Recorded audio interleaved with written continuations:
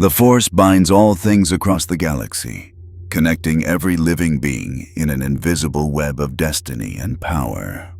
For millennia, Jedi and Sith alike have gazed into its currents, reading the threads of fate that stretch across time itself. But what happens when something arrives that exists outside those threads? Something the Force cannot see, cannot predict, cannot touch. The answer came in a flash of crimson lightning. Barry Allen was running faster than he'd ever run before. The Speed Force storm that had erupted over Central City wasn't natural. Ruptures were tearing through dimensional barriers, threatening to collapse his entire universe into temporal chaos. He had to reach the epicenter, had to stabilize the breach before reality itself unraveled. "Almost there," he muttered, his body a blur of red and gold lightning as he raced across rooftops, through streets, over water. The Speed Force sang in his veins, pushing him faster, faster, faster. And then the world exploded.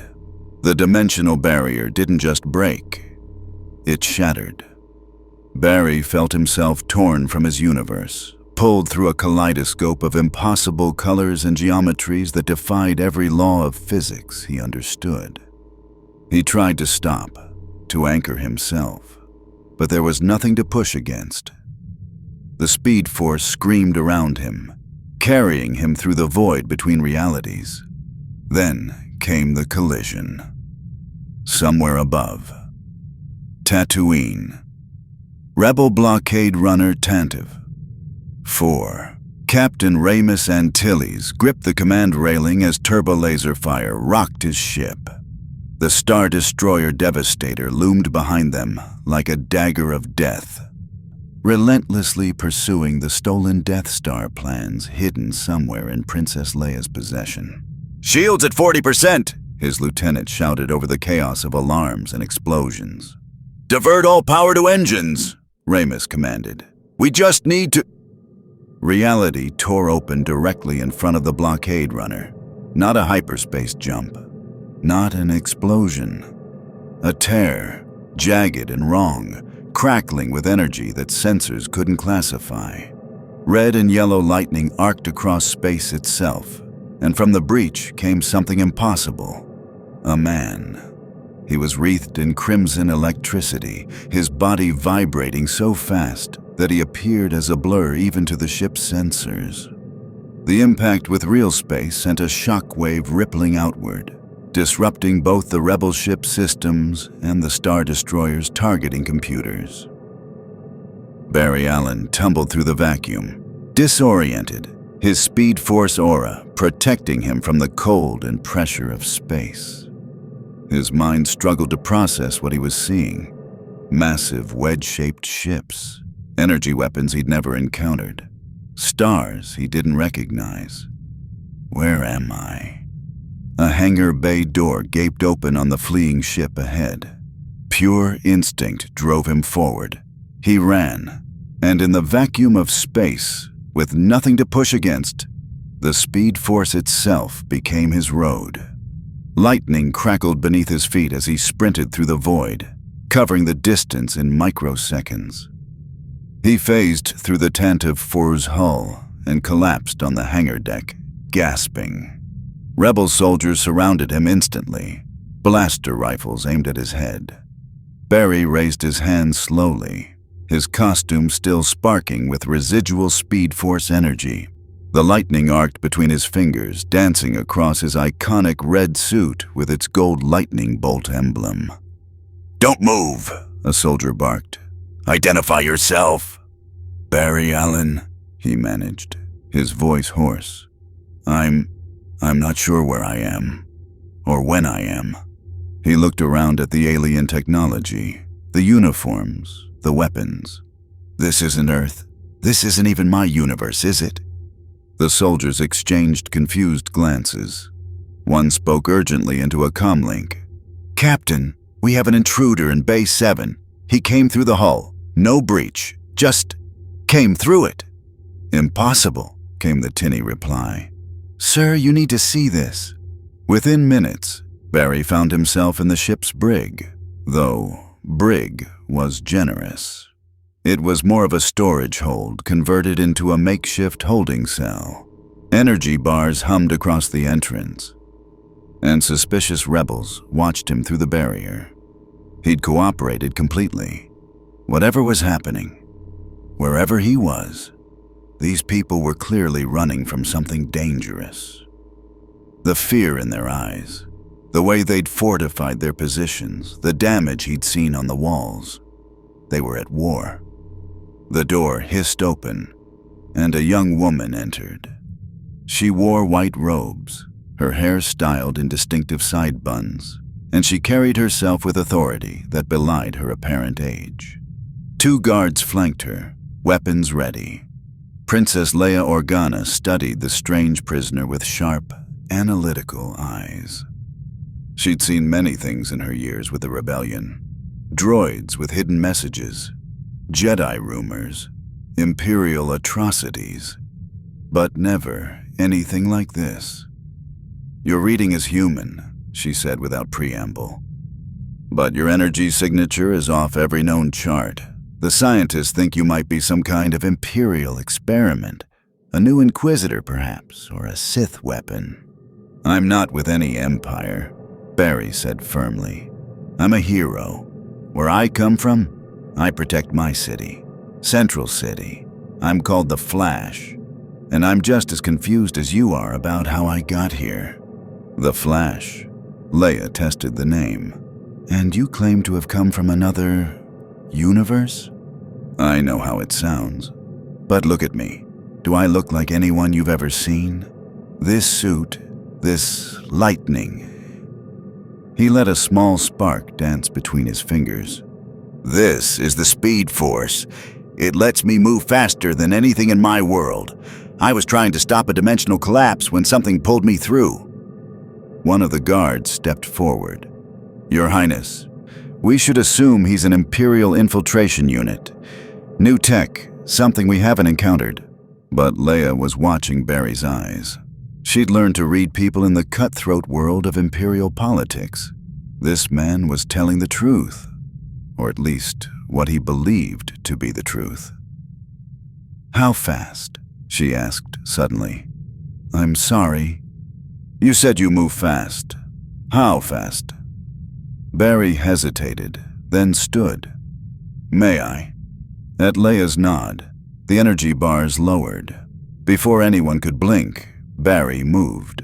He circled the room 17 times, disarmed both guards without hurting them, reorganized the weapons locker by size, and returned to his original position, all in the span of a single heartbeat. The guards stared at their empty holsters. Leia's eyes widened fractionally, the only sign of her shock. "Faster than light," Barry said quietly, handing the weapons back. "Or at least, I was in my universe.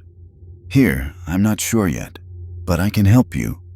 Whatever you're running from, whatever war you're fighting, I'm good at helping people." An explosion rocked the ship. Alarms blared. "Princess!" a voice crackled over the intercom. "Star Destroyer has us in tractor beam. Boarding parties incoming." Leia's jaws set with determination. She looked at Barry, making a split-second judgment that would change the course of galactic history. "Then help us, Flash. Stormtroopers are about to breach our airlocks. Show me what a hero from another universe can do." Barry Allen smiled. It was the same smile he'd worn 1,000 times facing impossible odds in Central City. "Point me at the bad guys." Lightning crackled across his body as the Speed Force answered his call. In this strange galaxy, in this moment of desperate need, the Scarlet Speedster was about to make his debut. The door exploded inward. White armored stormtroopers poured through, blaster rifles raised. They never saw him coming. If you want to see more characters enter the Star Wars galaxy, hit that subscribe button and drop the name of a character you'd want to see in the comments below. May the Force be with you. The stormtroopers entered the corridor in standard Imperial formation, 2 by 2, weapons raised, moving with the practiced efficiency of soldiers who'd conquered 1,000 worlds. They expected frightened rebels, desperate last stands, the usual chaos of a boarding action. What they got was a red blur and unconscious comrades. Barry moved through them like lightning through a lightning rod. His fists struck with precisely calculated force, enough to knock them unconscious, never enough to kill. Weapons clattered to the deck. White armor cracked. In 3 seconds, 12 stormtroopers lay in neat piles along the corridor walls, snoring softly. "Corridor 7 secured," Barry said, not even breathing hard. "Where next?" Leia stared at the unconscious soldiers, her tactical mind racing. She'd seen Jedi move with enhanced speed through the Force, but this was different. No meditation, no visible concentration, just pure, impossible velocity. And the lightning that crackled around him left scorch marks on the deck plates. "You're fast," she said, the understatement of the century. "It's kinda my thing." Barry vibrated his hand through the energy binder one stormtrooper still wore, removing it without triggering the lock. "These guys don't seem too tough. Basic armor, energy weapons, similar to plasma rifles back home." "Are all your enemies like this?" "The Empire has millions of stormtroopers," Leia replied, already moving toward the bridge. "What they lack in individual skill, they make up for in numbers and fanaticism." She paused at an intersection, checking her data pad. "We have breach points at 3 locations. Captain Antilles is trying to reach the escape pods with the vital data we're carrying." "Data?" "Plans to the Empire's ultimate weapon, a space station capable of destroying entire planets." Her voice was tight with controlled fear. "We cannot let it fall into Imperial hands again. The rebellion depends on—" Another explosion. The ship shuddered violently. "Port airlock breached!" a voice screamed over the intercom. "They're cutting through the doors. We can't hold—" "I've got it," Barry said. "Which way?" Leia pointed. Barry nodded and vanished in a crackling blur of crimson lightning. The port airlock had indeed been breached.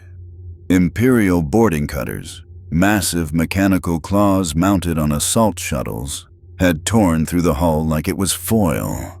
Stormtroopers were pouring through the gap, at least 40 of them, with more shuttles visible through the hole. The rebel defenders, maybe 15 soldiers total, were falling back, outgunned and outnumbered. Red blaster bolts ricocheted off white armor. A rebel screamed as a shot took him in the shoulder. Then the lightning arrived. To the rebels, it looked like their attackers simply stopped. One moment the stormtroopers were advancing in disciplined ranks. The next, they were toppling like dominoes, their weapons flying from suddenly nerveless fingers. A red and gold blur wove between them faster than the eye could follow.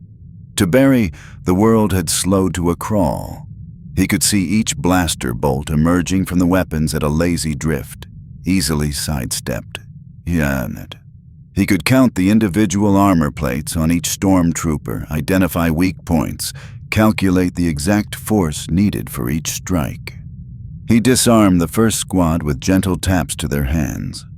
Bones stayed intact, but the shock made them drop their weapons. The second squad got slightly harder hits when they tried to target the retreating rebels. The third squad, he simply ran circles around until they were so dizzy they couldn't stand. 43 stormtroopers down in 8 seconds. Barry stopped in the center of the carnage, lightning still arcing across his suit. The rebel soldiers stared at him with expressions somewhere between awe and terror. "Airlock secured," he announced. Then he noticed the shuttle still attached to the breach. "Actually, give me one more second." He vibrated his molecules, becoming intangible, and walked through the hull into the shuttle itself. 3 more stormtroopers inside barely had time to process his appearance before they joined their comrades in unconsciousness.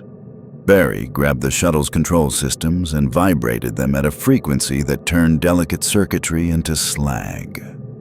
Back through the hull. Now it's secured. Anyone know how to seal a hull breach? One rebel, a Twi'lek engineer with shaking hands, pointed to an emergency panel. Emergency bulkhead. But it takes 30 seconds to activate. Not anymore. Barry's hands moved in a blur over the controls, pressing sequences faster than the system was designed to handle. The bulkhead slammed shut in 3 seconds, cutting off the vacuum of space. The engineer's jaw dropped. That's not possible. The hydraulics alone. Speed force, Barry explained with a shrug. It cheats physics in my favor. Back on the bridge, Captain Antilles was losing his battle. The Star Destroyer had them locked tight, and boarding parties were overwhelming their defenses on multiple decks. He could hear the fighting through the ship's intercom. Blaster fire, screams, the harsh commands of Imperial officers. Then the reports started coming in. Confused. Impossible. Captain, starboard breach is clear. All hostiles down. Engineering deck secured. I don't know how, but port airlocks sealed. Imperials neutralized. Sir, someone or something is moving through this ship faster than our sensors can track. Antilles gripped his command chair. Status of the princess? Safe, sir. Sir, she's with the anomaly. The one who came through the hull. Before Antilles could respond, the turbolift doors opened. Princess Leia strode onto the bridge with the crimson-clad stranger at her side.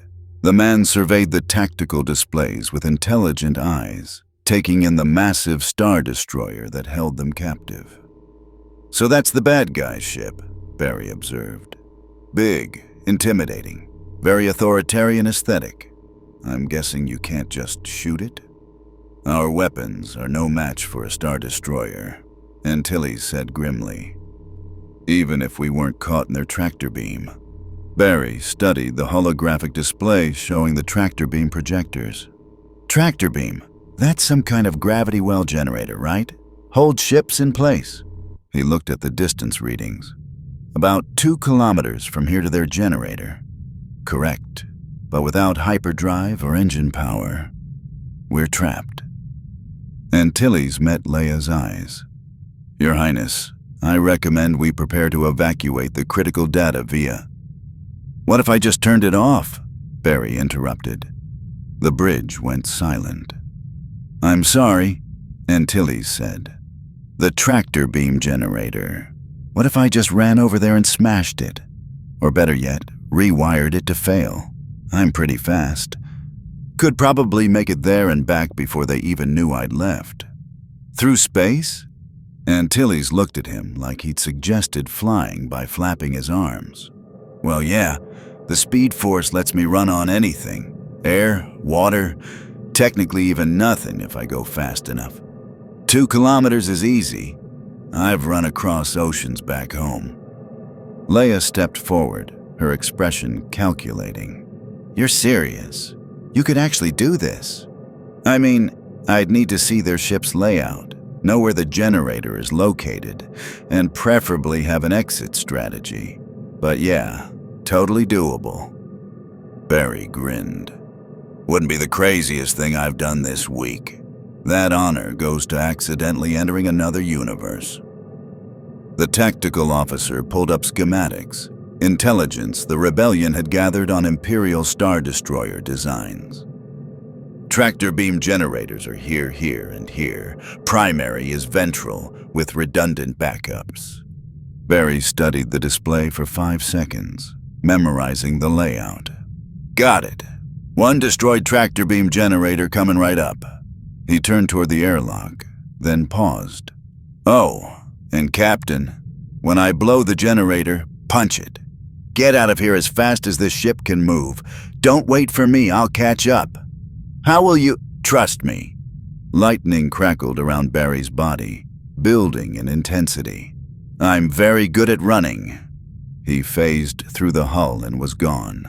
On the bridge of the Devastator, Lord Darth Vader stood in the command walkway, watching the captured rebel ship through the viewport.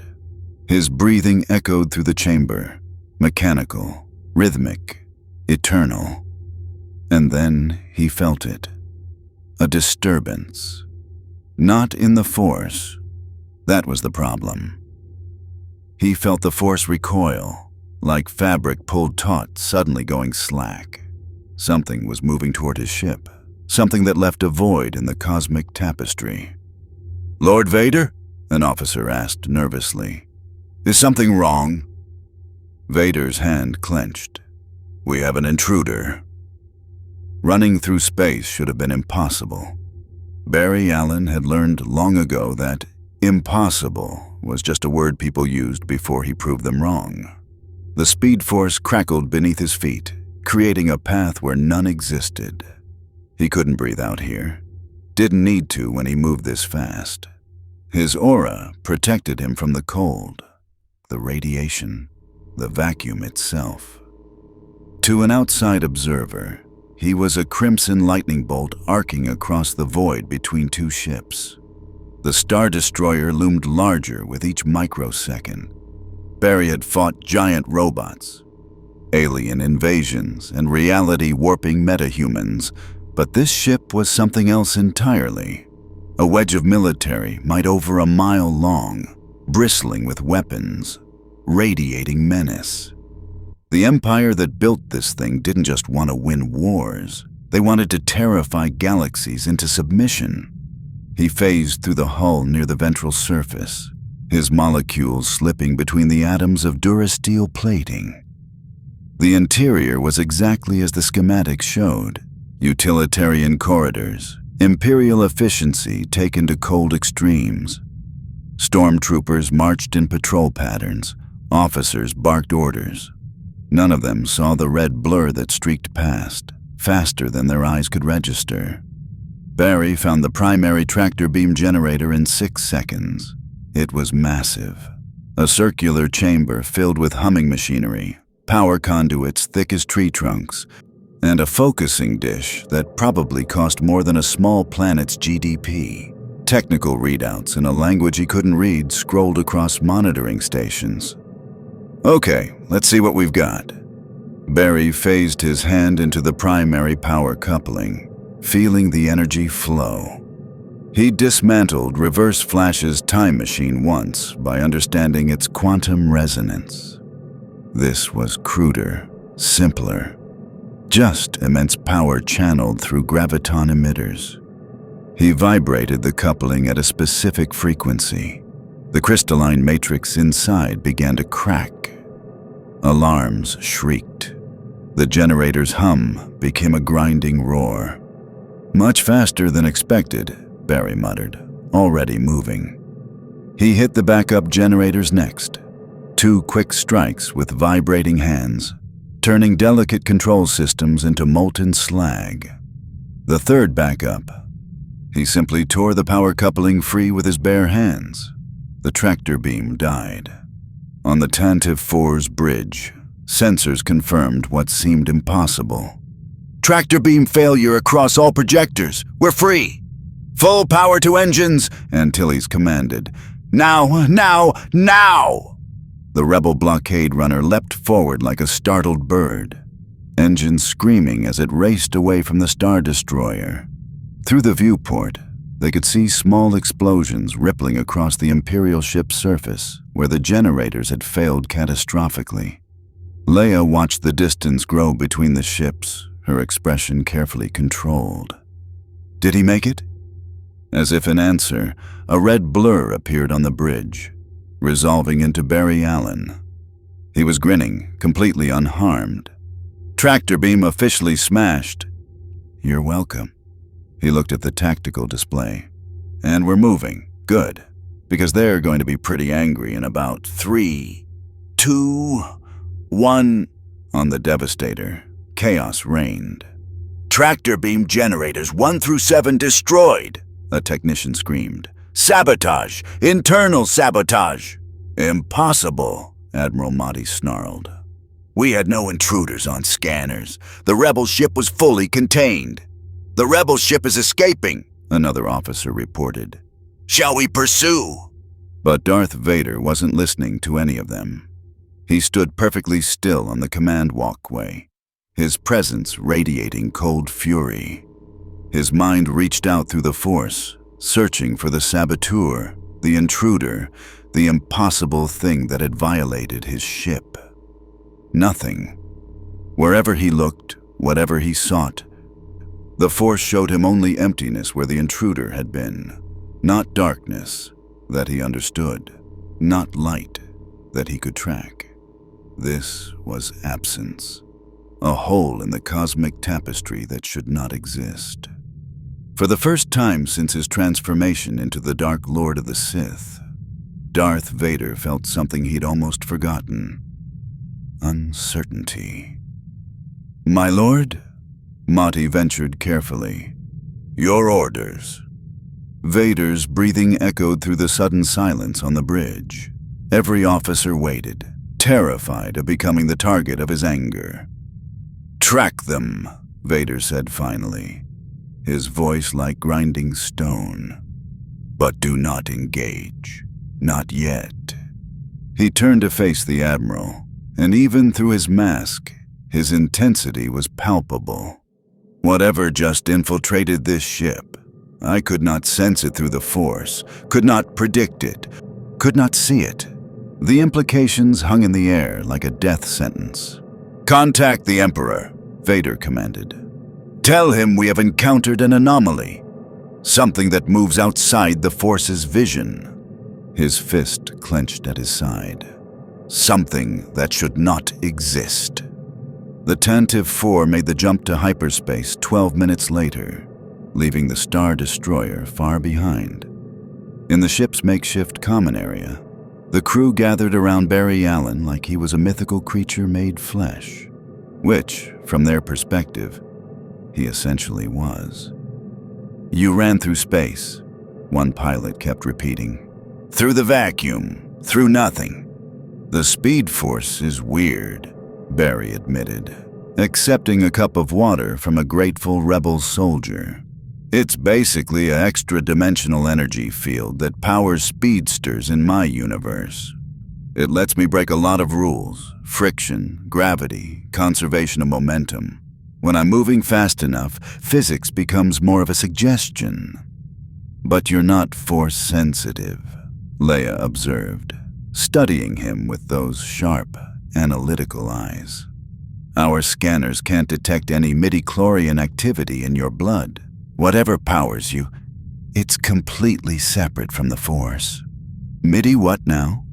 The microscopic organisms that allow Force sensitivity. They're present in all living things, but in greater concentrations in those who can touch the Force. She paused. You're the first being I've encountered with significant power who has virtually none. Barry processed this. In his universe, the Speed Force was separate from magic, separate from meta-human abilities, separate from alien physiology. It was its own thing. Apparently, that separation had followed him here. So I'm invisible to space wizards, he said. Is that good or bad? Both. Captain Antilles joined them, looking exhausted but alive. The Empire relies heavily on the Force for intelligence and strategic planning. If their Force users can't predict or sense you. He managed a grim smile. You might be the most dangerous weapon the rebellion has ever had. I'm not a weapon, Barry said firmly. I'm a person, but I'll help however I can. He looked around at the gathered rebels. Humans, aliens, droids, all united against tyranny. It reminded him of the Justice League, of every team he'd ever fought alongside. You're fighting for freedom against an oppressive regime. That's something I understand, something I've fought for my entire career. Leia nodded slowly. decision crystallizing in her eyes. "Then we need to get you to the rebel base. Command needs to know about you, about your abilities, about what happened on that Star Destroyer. Where's the base?" "Yavin 4. It's where we're headed now with the Death Star plans." She saw his confused look. "The plans I mentioned. For the planet-killing space station. Our only hope of stopping it is finding a weakness in those plans. With your help, maybe we'll live long enough to exploit it." Barry stood, lightning arcing gently between his fingers. "Then let's go meet your rebellion. And maybe someone can explain what a Sith is, because that Vader guy felt seriously creepy." "Darth Vader," one soldier whispered, the name itself carrying weight of terror. "The Emperor's enforcer, the Jedi killer. If he's taken an interest in you, then he's about to learn something important," Barry said with more confidence than he felt. "I've faced down living nightmares before. Zoom, Reverse Flash, Savitar, all evil speedsters who wanted to destroy everything I loved." His expression hardened with determination. "I'm still here. They're not. If Vader wants to hunt me, he's welcome to try." In hyperspace, traveling faster than light toward a moon called Yavin, Barry Allen prepared for his new role. He'd gone from Central City's protector to guardian of an entire galaxy. The responsibility was staggering. The danger was unprecedented. But then again, he'd always been good at running toward danger instead of away from it. Behind them, light years away, Darth Vader stood in his meditation chamber. The message to the Emperor had been sent. The hunt was beginning. And for the first time in decades, the Dark Lord of the Sith felt something he'd thought his transformation had burned away. The thrill of facing an unknown enemy. A worthy challenge. Something that might finally test him. "Find the Crimson Anomaly," he commanded his Inquisitors through a holographic transmission. "Track every report of red lightning, impossible speed, spatial distortions. The Emperor wants this being captured alive. And if it resists Lord Vader," the Dark Lord's breathing filled the chamber with mechanical rhythm, "then we will learn if it can be killed." The Massassi Temple on Yavin 4 had stood for thousands of years, a monument to ancient Sith civilization now repurposed as the heart of the Rebel Alliance. Its stone corridors echoed with the organized chaos of a military operation on the brink, technicians analyzing data, pilots preparing for missions, strategists hunched over holographic displays of the Death Star. Barry Allen stood in the central command chamber, feeling distinctly out of place. Dozens of rebel leaders had gathered to hear Princess Leia's report, and every single one of them kept staring at him like he was an exotic animal in a zoo. "And he destroyed all 7 tractor beam generators in under 20 seconds, Leia concluded, her voice carrying the weight of witnessed truth. From inside the Star Destroyer itself, without a ship, without traditional weapons, just his speed. General John Dodonna, a weathered military veteran with more battles than years behind him, studied Barry with tactical eyes. "Demonstrate." "Sir?" Barry asked. "Your abilities. Show us what you can do." Barry glanced at Leia, who nodded slightly. He took a breath, then moved. To the rebels, it looked like teleportation.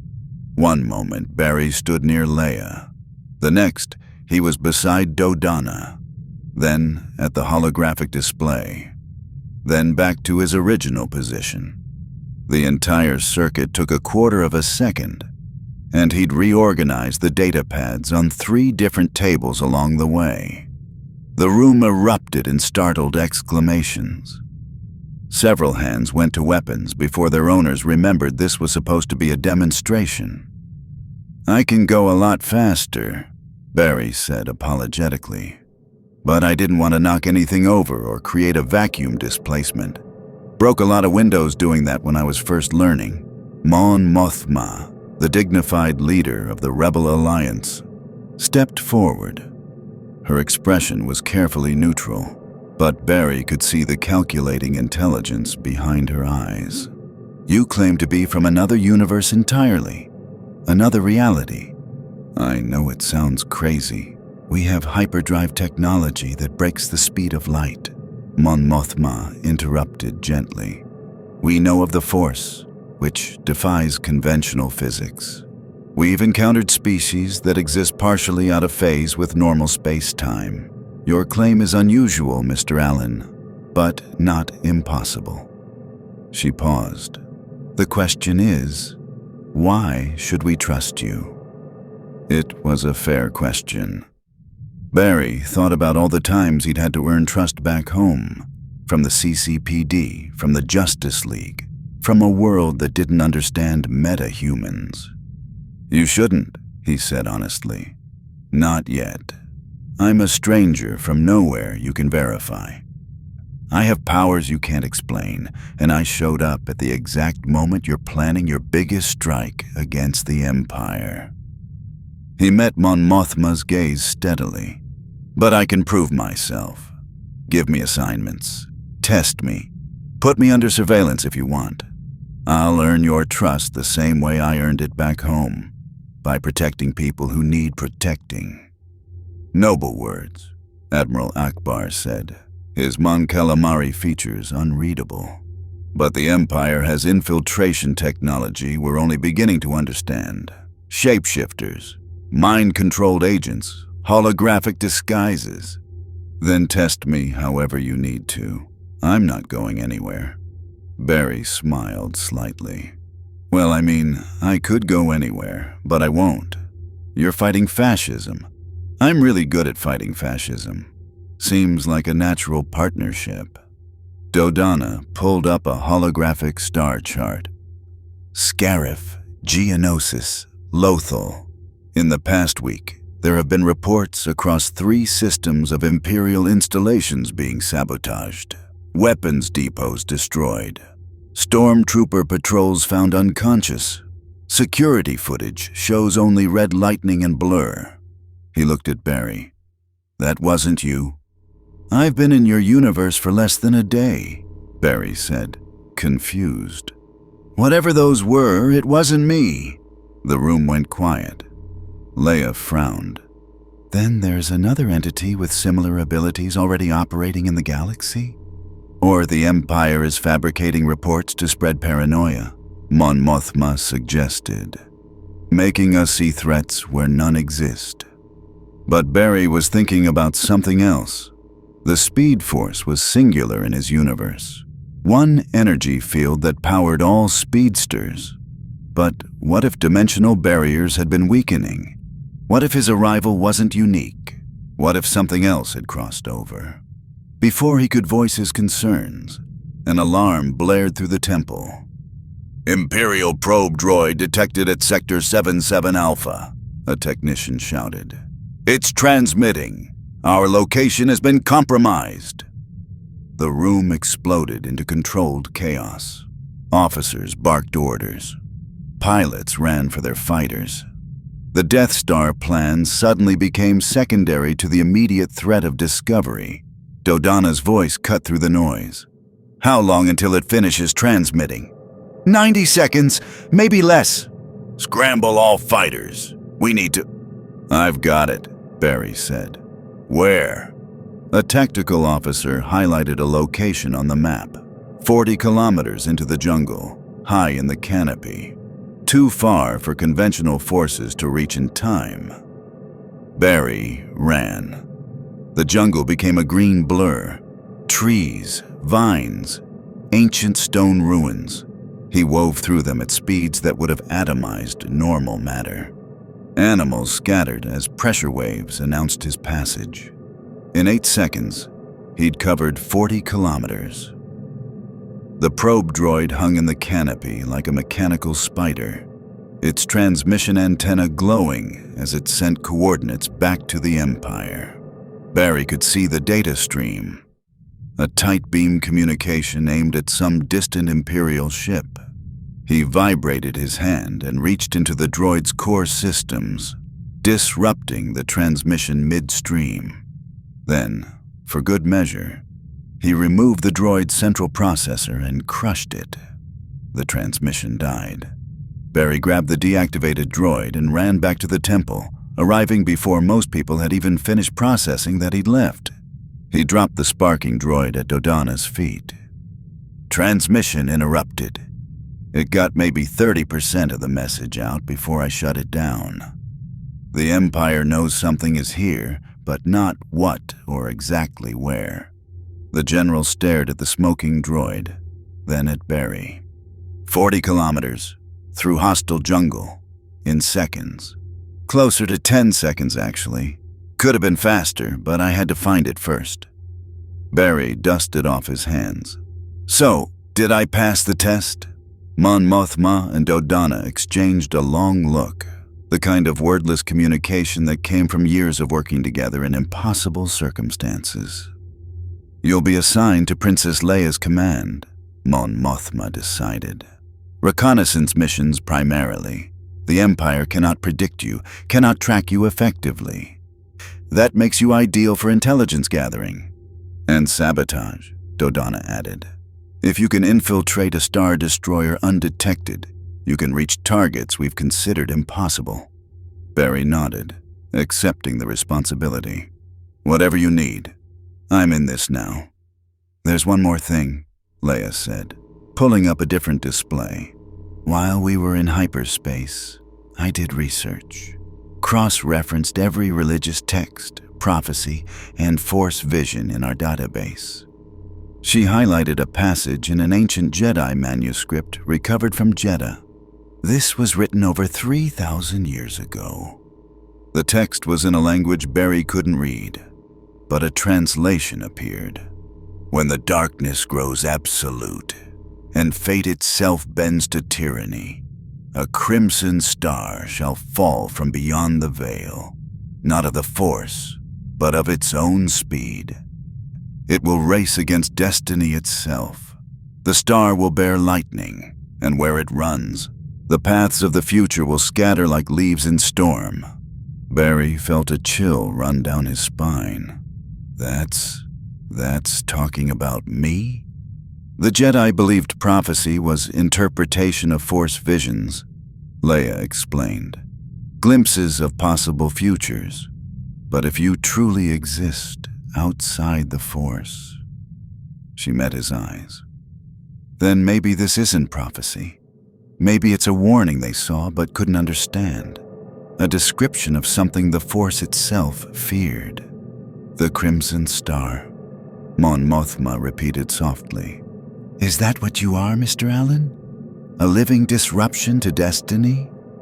Barry thought about all the times he'd changed history, altered timelines, saved people who were supposed to die. He'd always seen the Speed Force as a gift, a tool for heroism. But maybe in a universe governed by the Force, where future sight and predestination were real, his very existence was a threat to the natural order. I don't know what I am here, he admitted, but I know what I choose to be. A hero, someone who protects people. If that prophecy is about me, then maybe I'm supposed to help you break the Empire's grip on destiny. Dodonna allowed himself a rare smile. Then welcome to the rebellion, Flash. We call ourselves the Alliance to Restore the Republic. But what we really are is a group of people who refuse to accept the future the Empire wants to force on us. He extended his hand. Sounds like you'll fit right in. Barry shook it, feeling the calluses of a soldier who'd fought too many battles. Around them, the Rebel Alliance continued its work, analyzing Death Star plans, coordinating strikes, preparing for the fight of their lives. And in the center of it all, a speedster from another universe wondered if he'd just become the key to winning an impossible war, or the catalyst that would doom them all. The Empire's response came faster than anyone expected. 3 days after the probe droid incident, reports flooded into Yavin 4 from across the Outer Rim. Imperial Inquisitors, Force-sensitive hunters trained to track down surviving Jedi, had been deployed to a dozen systems simultaneously. But they weren't hunting Jedi this time. They were hunting Red Lightning. Barry stood in the briefing room, studying the holographic map that showed Inquisitor movements. Each red marker represented a sighting, a deployment, a coordinated search pattern that was tightening like a noose. "They're using a grid search," he observed, his experience as a CSI analyst kicking in. Systematic, efficient. They're not just looking for me, they're trying to predict where I'll appear next. "Impossible," Admiral Akbar said. "You move too quickly for conventional tracking." "But not for the Force," Leia countered quietly. She'd been researching, interviewing the few Force sensitives among the rebellion. Inquisitors use the Force to hunt. They feel disturbances, follow traces, predict movements. You said yourself that Vader couldn't sense you directly, but your effect on the environment. She gestured to the map. Every time you run, you create ripples, displacement waves, temporal echoes. They can't see you, but they can see the wake you leave behind. Barry felt a knot form in his stomach. He'd faced Speedster hunters before. Hunter Zolomon, the Black Flash, time wraiths. But they'd been able to follow him through the Speed Force directly. This was different. These hunters were tracking him through absence, through the negative space he created. "So what do I do? Stop running?" He shook his head. "That's not who I am, and you need what I can do." "We do," Mon Mothma agreed, "which is why we're accelerating our timeline. The Death Star plans have revealed a vulnerability, a thermal exhaust port that leads directly to the reactor. One precise shot could destroy the entire station." Dodonna pulled up technical schematics. "The trench run will be difficult. The target is only 2 meters wide, ray-shielded, and protected by turbo-laser towers and TIE fighter patrols. We'll need our best pilots." "And a distraction," Leia added, looking at Barry. "The Empire is hunting you. Let's give them what they want." Barry understood immediately. "You want me to draw the Inquisitors away from Yavin. Make myself visible while your attack wing approaches the Death Star." "Not just visible," Mon Mothma said. "We need you to be spectacular, undeniable. Every Imperial asset in the sector should be focused on capturing you instead of defending their ultimate weapon." It was a suicide mission dressed in tactical language. Barry had run missions like this before, distraction plays where he painted a target on his back so others could strike. He'd always survived through speed, ingenuity, and luck. But he'd never done it in a universe where destiny itself was a weapon. "Where?" he asked simply. Dodonna highlighted a system. "Scarif. It's an Imperial security complex and data vault. The same place the Death Star plans were stolen from. The Empire has tripled their garrison there since the theft, and it's become a symbol of their military might." He met Barry's eyes. "If you attack Scarif, every Inquisitor in the galaxy will converge on that system. It's exactly the kind of high-value target that would justify your abilities. And while they're chasing me, Red Squadron and Gold Squadron launched their assault on the Death Star." Leia's voice was steady, but Barry could hear the weight she carried. "You'll be saving billions of lives. Entire worlds the Death Star would have destroyed." Barry looked at the hologram of Scarif, the shield gate, the orbital platforms, the Imperial Star destroyers in permanent garrison. It was a fortress. Even with his speed, infiltrating and escaping would be nearly impossible once the Inquisitors arrived. "I'll need an exit strategy," he said. "I'm fast. But if they box me in with enough Force users, we'll have a ship standing by at the edge of the system, Akbar assured him. When you've drawn sufficient attention, make for the rendezvous coordinates. We'll get you out. And if I can't reach the ship? Silence answered him. Then you run, Leia said finally. You run faster than you've ever run before, and you trust that the Force, or whatever guides speedsters in your universe, will protect you. Barry smiled despite the situation. The Speed Force has always had my back. No reason to doubt it now. He studied the Scarif schematics, his mind already calculating approach vectors, target priorities, escape routes.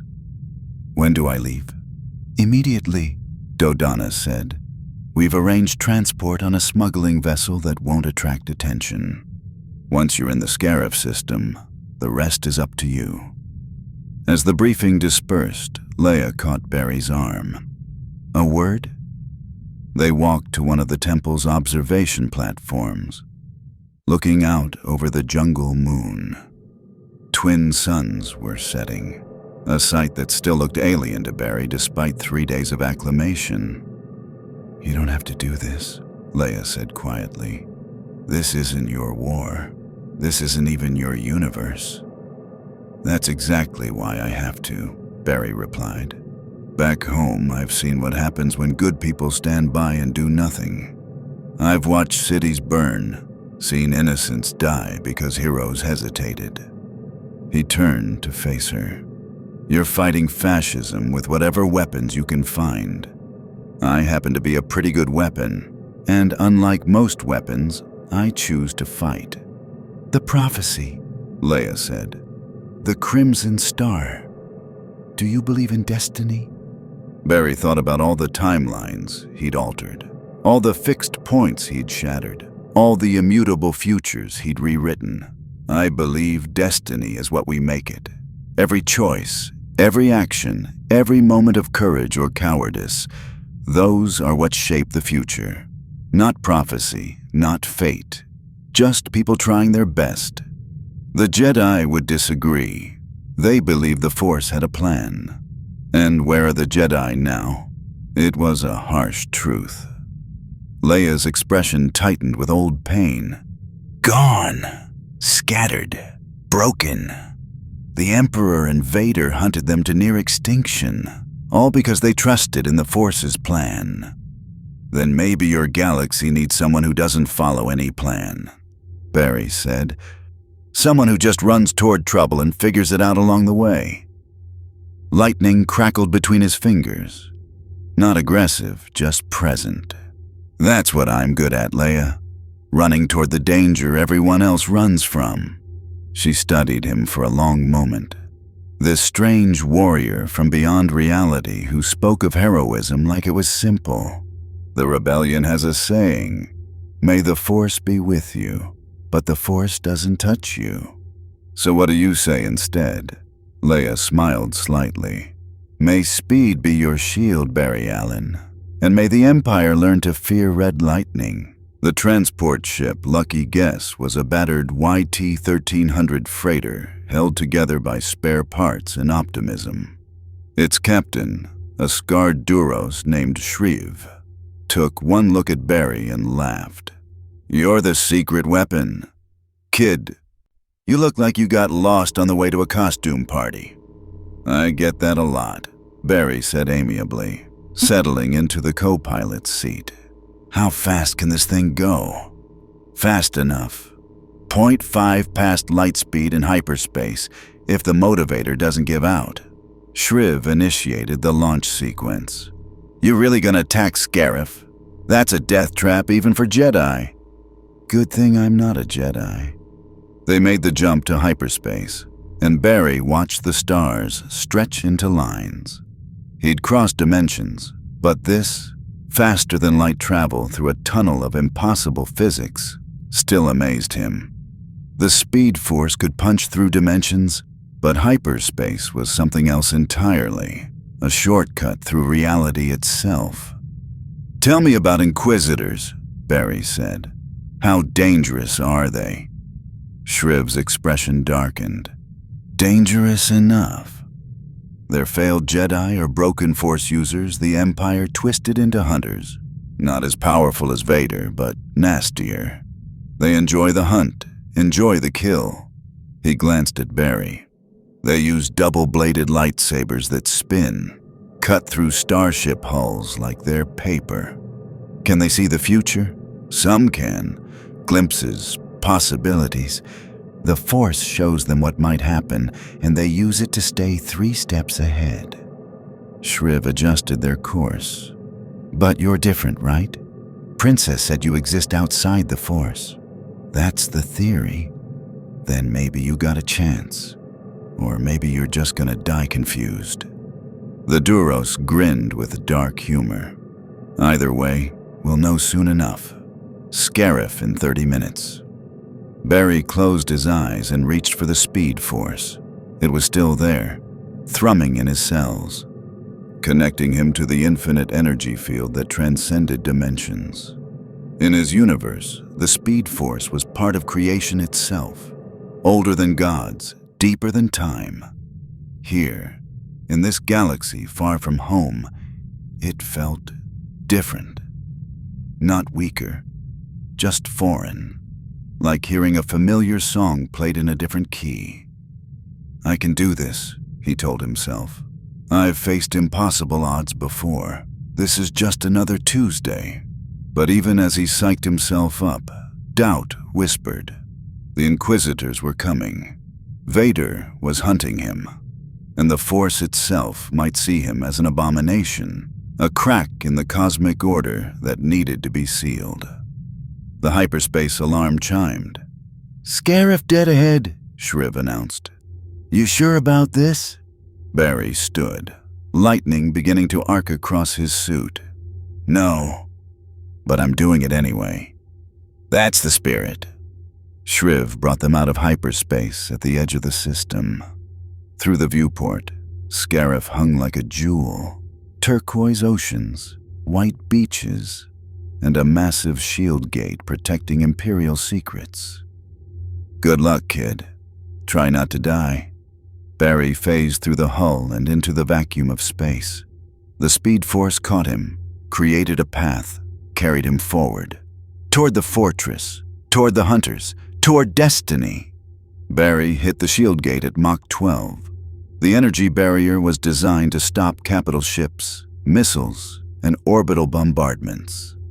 It was not designed to stop a single human-sized object moving at hypersonic speeds while vibrating at a frequency that let him phase through solid matter.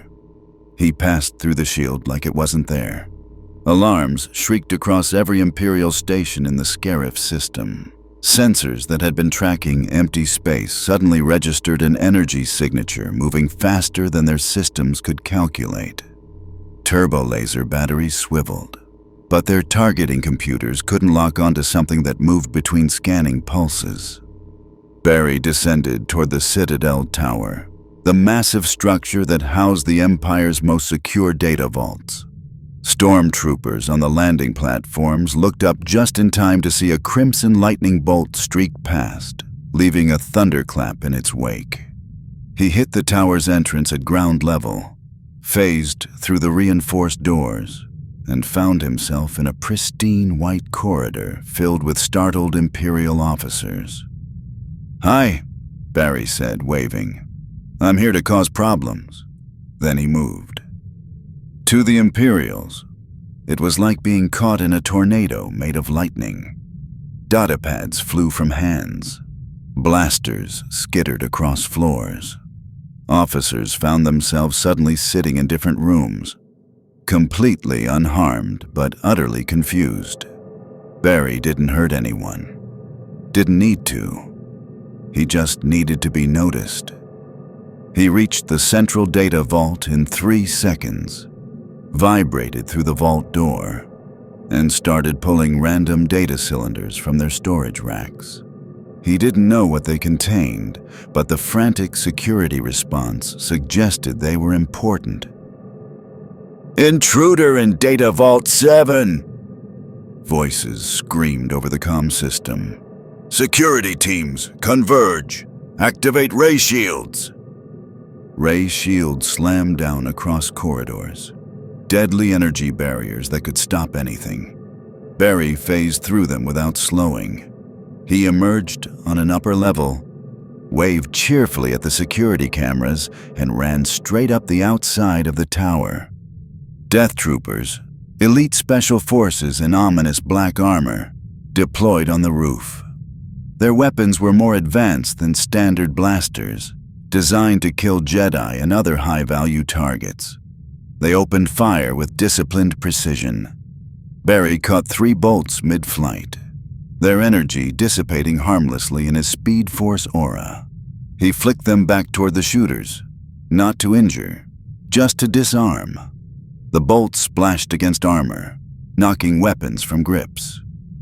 "You guys should really work on your aim," he commented, then vibrated through the roof and back into the building. This was the game. Stay visible, stay loud, be impossible to catch but impossible to ignore. Every second he spent here was a second the Empire focused on Scarif instead of the Death Star. In orbit, Star Destroyers were moving into attack positions. TIE fighters launched by the dozens.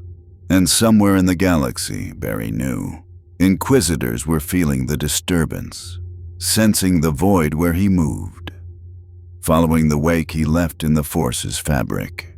"Come on," he thought, racing through another corridor. "Take the bait.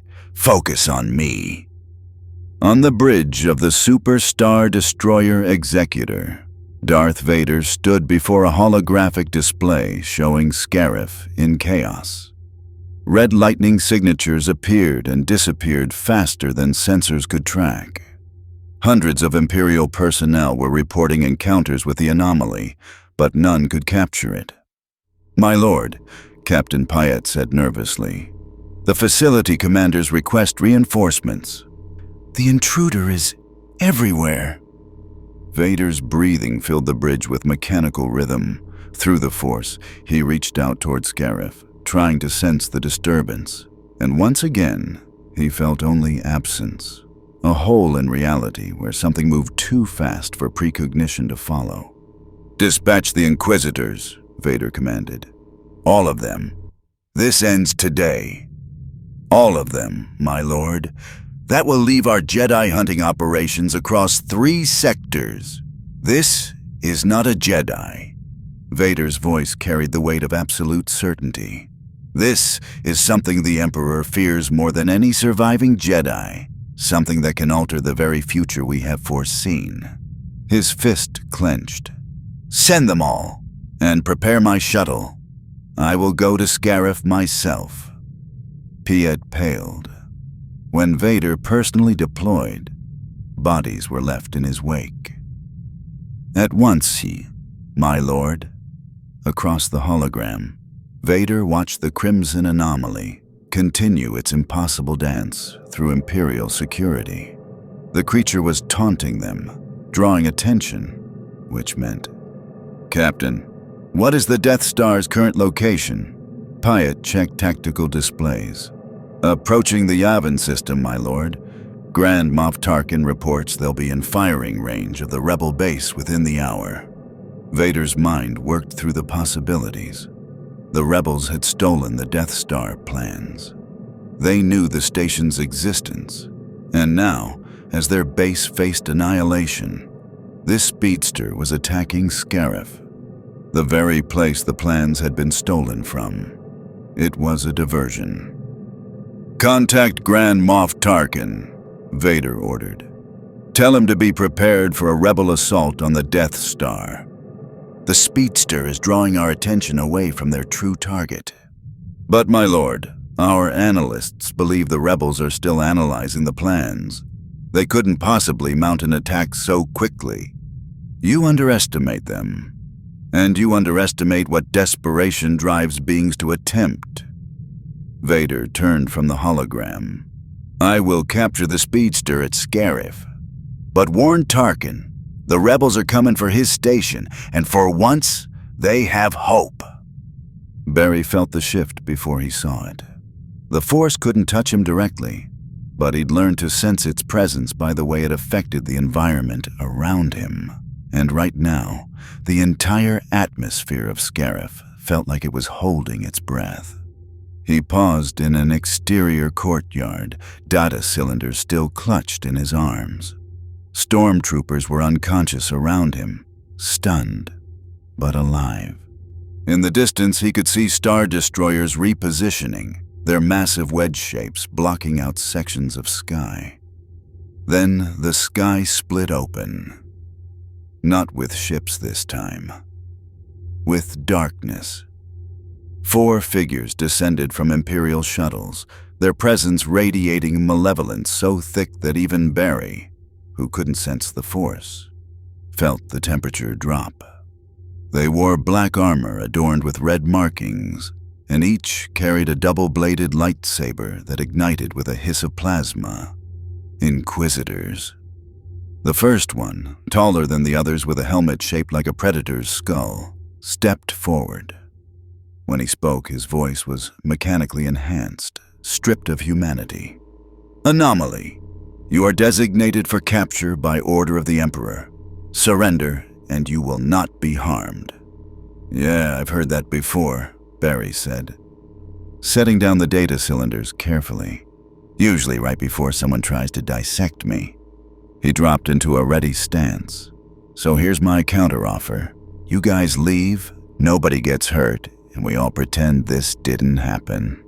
The second sister, Barry recognized the designation from Rebel intelligence, laughed coldly. You cannot run from all of us. We have studied you, analyzed your patterns. The Force may not see you, but it sees the space you displace, the futures you corrupt, the timeline you fracture with every step. That's a lot of fancy words for "we're scared of you," Barry observed. The third brother ignited his lightsaber, the blade spinning like a deadly wheel. Your confidence will be your undoing. We are Inquisitors. We have hunted and killed Jedi Masters. You are simply fast. Fast enough. Lightning crackled across Barry's body. Let's test that theory. He moved. The Inquisitors reacted instantly, their Force-enhanced reflexes tracking him through the wake he left behind. Lightsabers spun in defensive patterns, creating walls of plasma that even Barry couldn't phase through safely. He dodged left, then right, then up, running along a tower wall as the fourth sister's blade carved through stone behind him. The Grand Inquisitor extended a hand, and Barry felt something invisible grab at the air around him. Not him directly, the Force couldn't touch him, but it could affect his environment. The ground beneath his feet suddenly erupted, forcing him to leap. Mid-air, the second sister struck. Her blade whistled toward his torso with precision born of years hunting Force sensitives. Barry phased, but the lightsaber's energy disrupted his vibration, forcing him back to solidity. He landed hard, rolling to avoid the third brother's following strike. These weren't stormtroopers. These were predators who'd adapted to hunt beings with powers beyond normal humans, and they were learning his patterns. You're slowing, the Grand Inquisitor observed, his spinning blade creating a corona of red light. The Speed Force sustains you, but this galaxy resists your presence. You feel it, don't you? The wrongness. You don't belong here. Barry did feel it, a subtle drag on his movements, like running through water instead of air. The Speed Force was fighting the galaxy's natural order, and it was costing him. But he'd faced worse odds. You know what's funny? Barry said, vibrating in place to make targeting harder.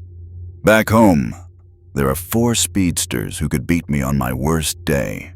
I've died, come back, died again, and still kept running. He grinned.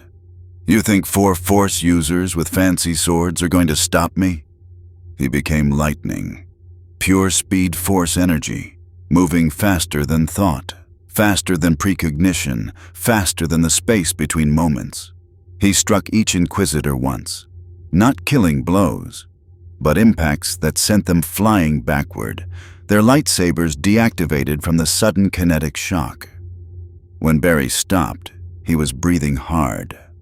That speed, that level of power, cost him here more than it would have at home. The galaxy itself was fighting him. The Inquisitors rose, damaged but not defeated. The Grand Inquisitor's mask was cracked, revealing burning eyes beneath. Impressive, he admitted, but futile. Lord Vader himself approaches. When he arrives, your speed will mean nothing against the Dark Lord's mastery of the Force. And, as if summoned by his name, the sky darkened further.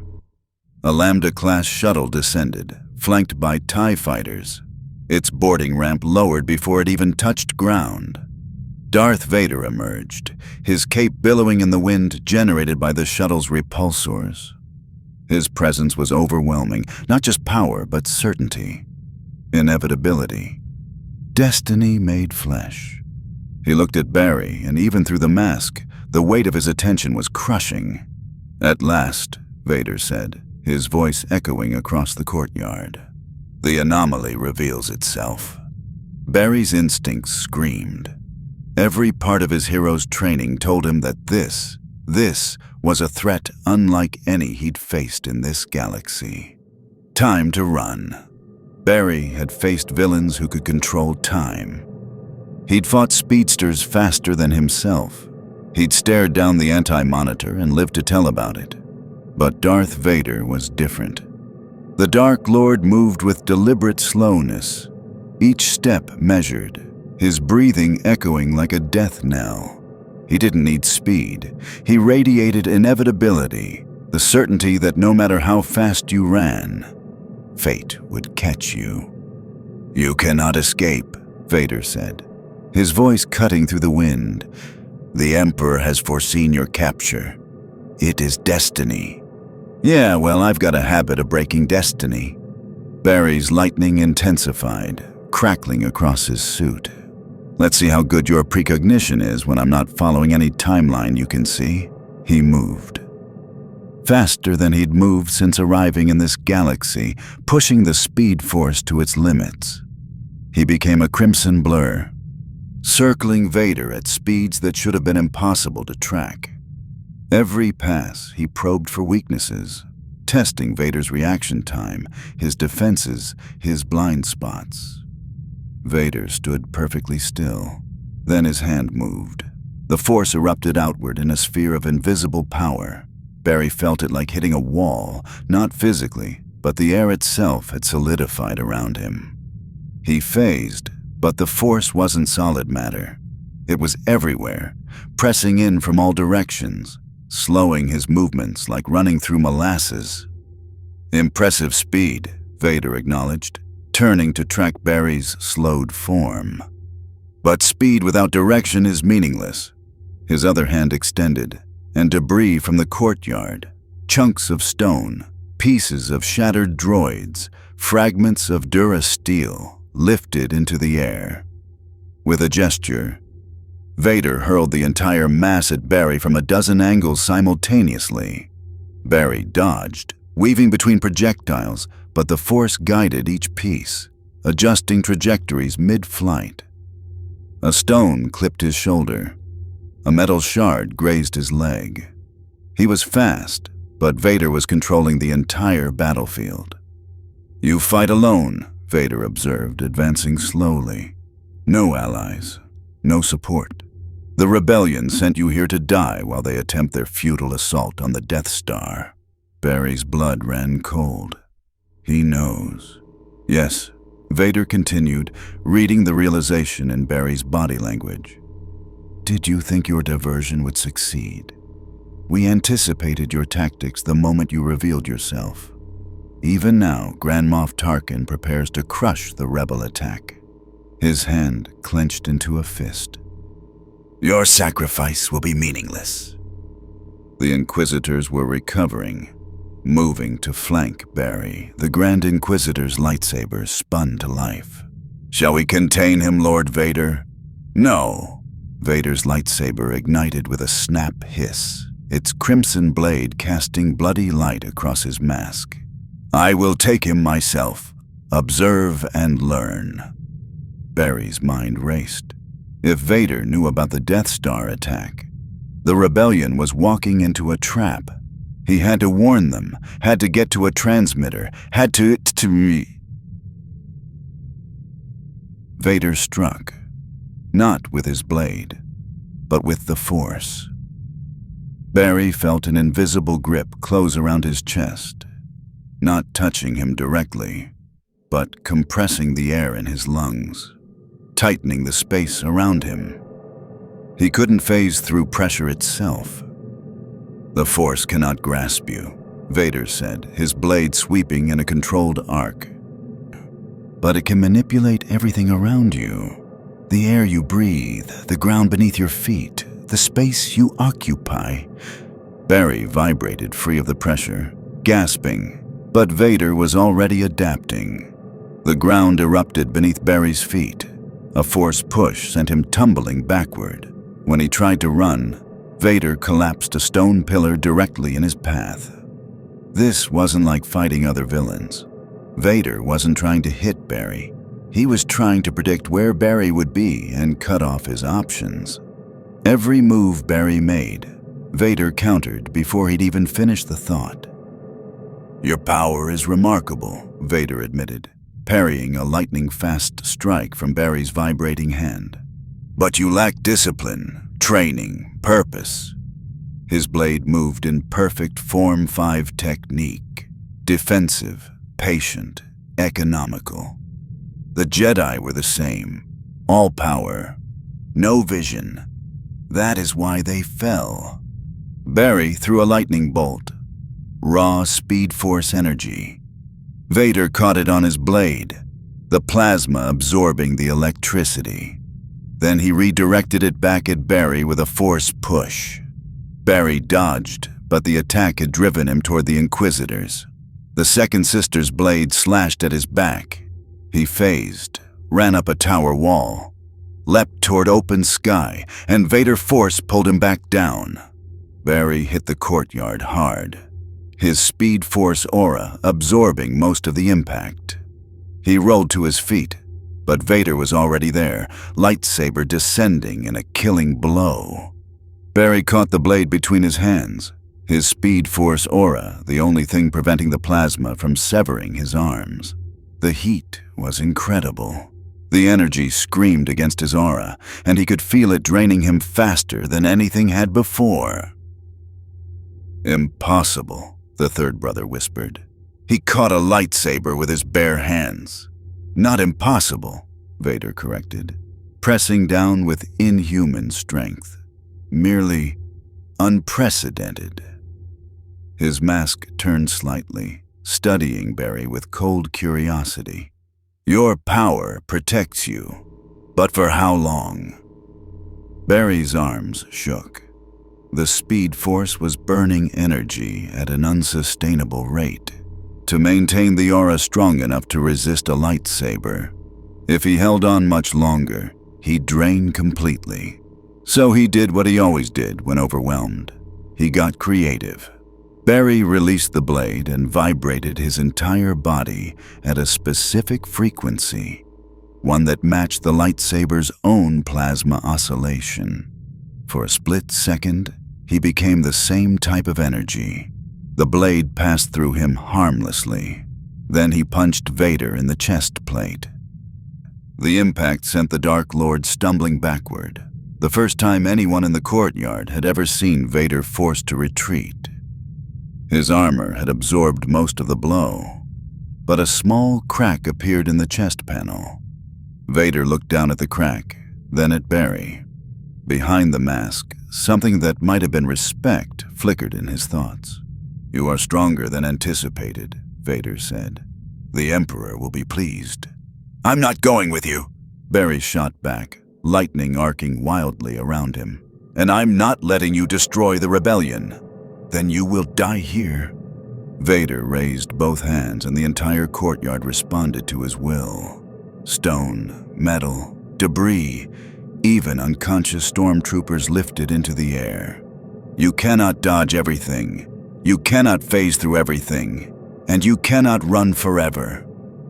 Barry knew Vader was right. He was burning through Speed Force energy faster than he could regenerate it in this alien galaxy. His breathing was labored. His muscles ached. And the Inquisitors were moving into position to cut off every escape route. But he noticed something else. In orbit, through gaps between the floating debris, he could see Star Destroyers repositioning. They were leaving Scarif, pulling back toward the Death Star. The attack had begun. The rebellion was making its run. And Vader knew it, which meant he'd have to choose. Stay here and capture Barry, or return to defend the Empire's ultimate weapon. Barry made the choice for him. He grabbed the data cylinders he'd stolen and ran, not away from Vader but toward the nearest Imperial shuttle. The pilots never saw him coming. He vibrated through the hull, hit the controls, and launched the shuttle into the sky before anyone could respond. "Stop him!" the Grand Inquisitor roared. But Barry was already accelerating, pushing the shuttle's engines beyond their safety limits. Turbo laser fire from the Star Destroyers above tracked him, but he wove through their targeting solutions with piloting that defied physics. Vader watched the shuttle escape, his breathing the only sound in the suddenly quiet courtyard. The Inquisitors looked to him for orders, waiting for the rage, the punishment, the typical Vader response to failure. Instead, he deactivated his lightsaber. "Let him go," Vader commanded. "My lord?" the second sister questioned carefully. "The Speedster is clever. He forced me to choose between his capture and the Death Star's defense." Vader turned toward his own shuttle. He chose correctly. The rebellion's attack takes priority. But we had him. We had nothing. Vader's cape billowed as he strode toward his shuttle. "He is faster than you, stronger than you, and more importantly, he thinks tactically. That makes him dangerous." He paused at the boarding ramp.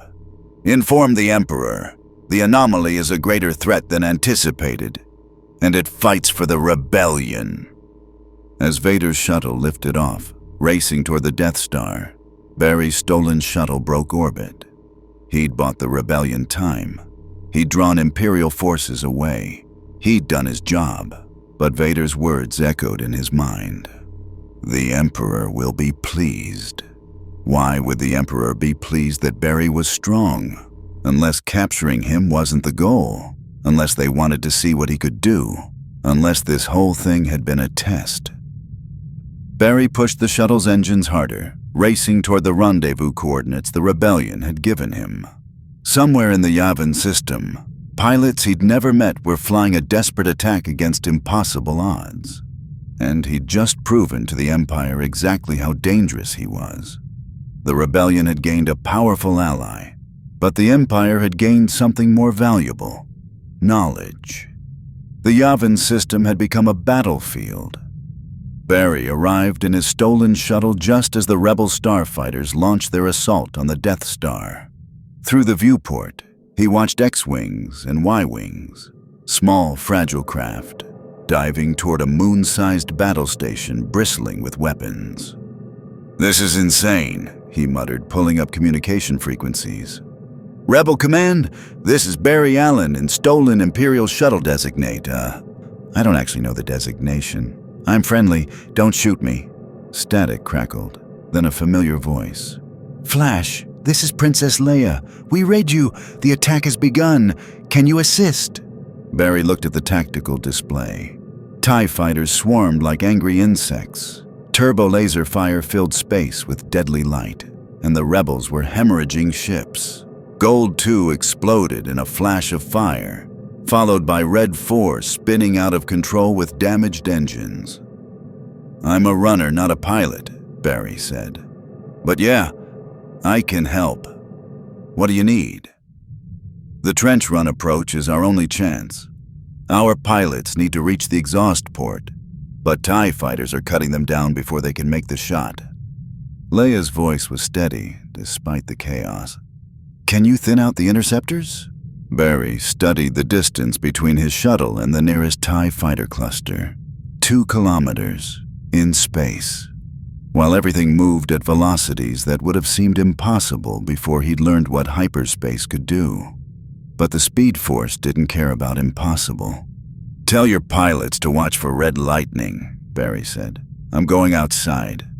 "Outside? You can't survive in—" Barry opened the shuttle's airlock and stepped into the vacuum of space. The Speed Force aura surrounded him, protecting him from the cold, the radiation, the absence of atmosphere. He could feel it straining.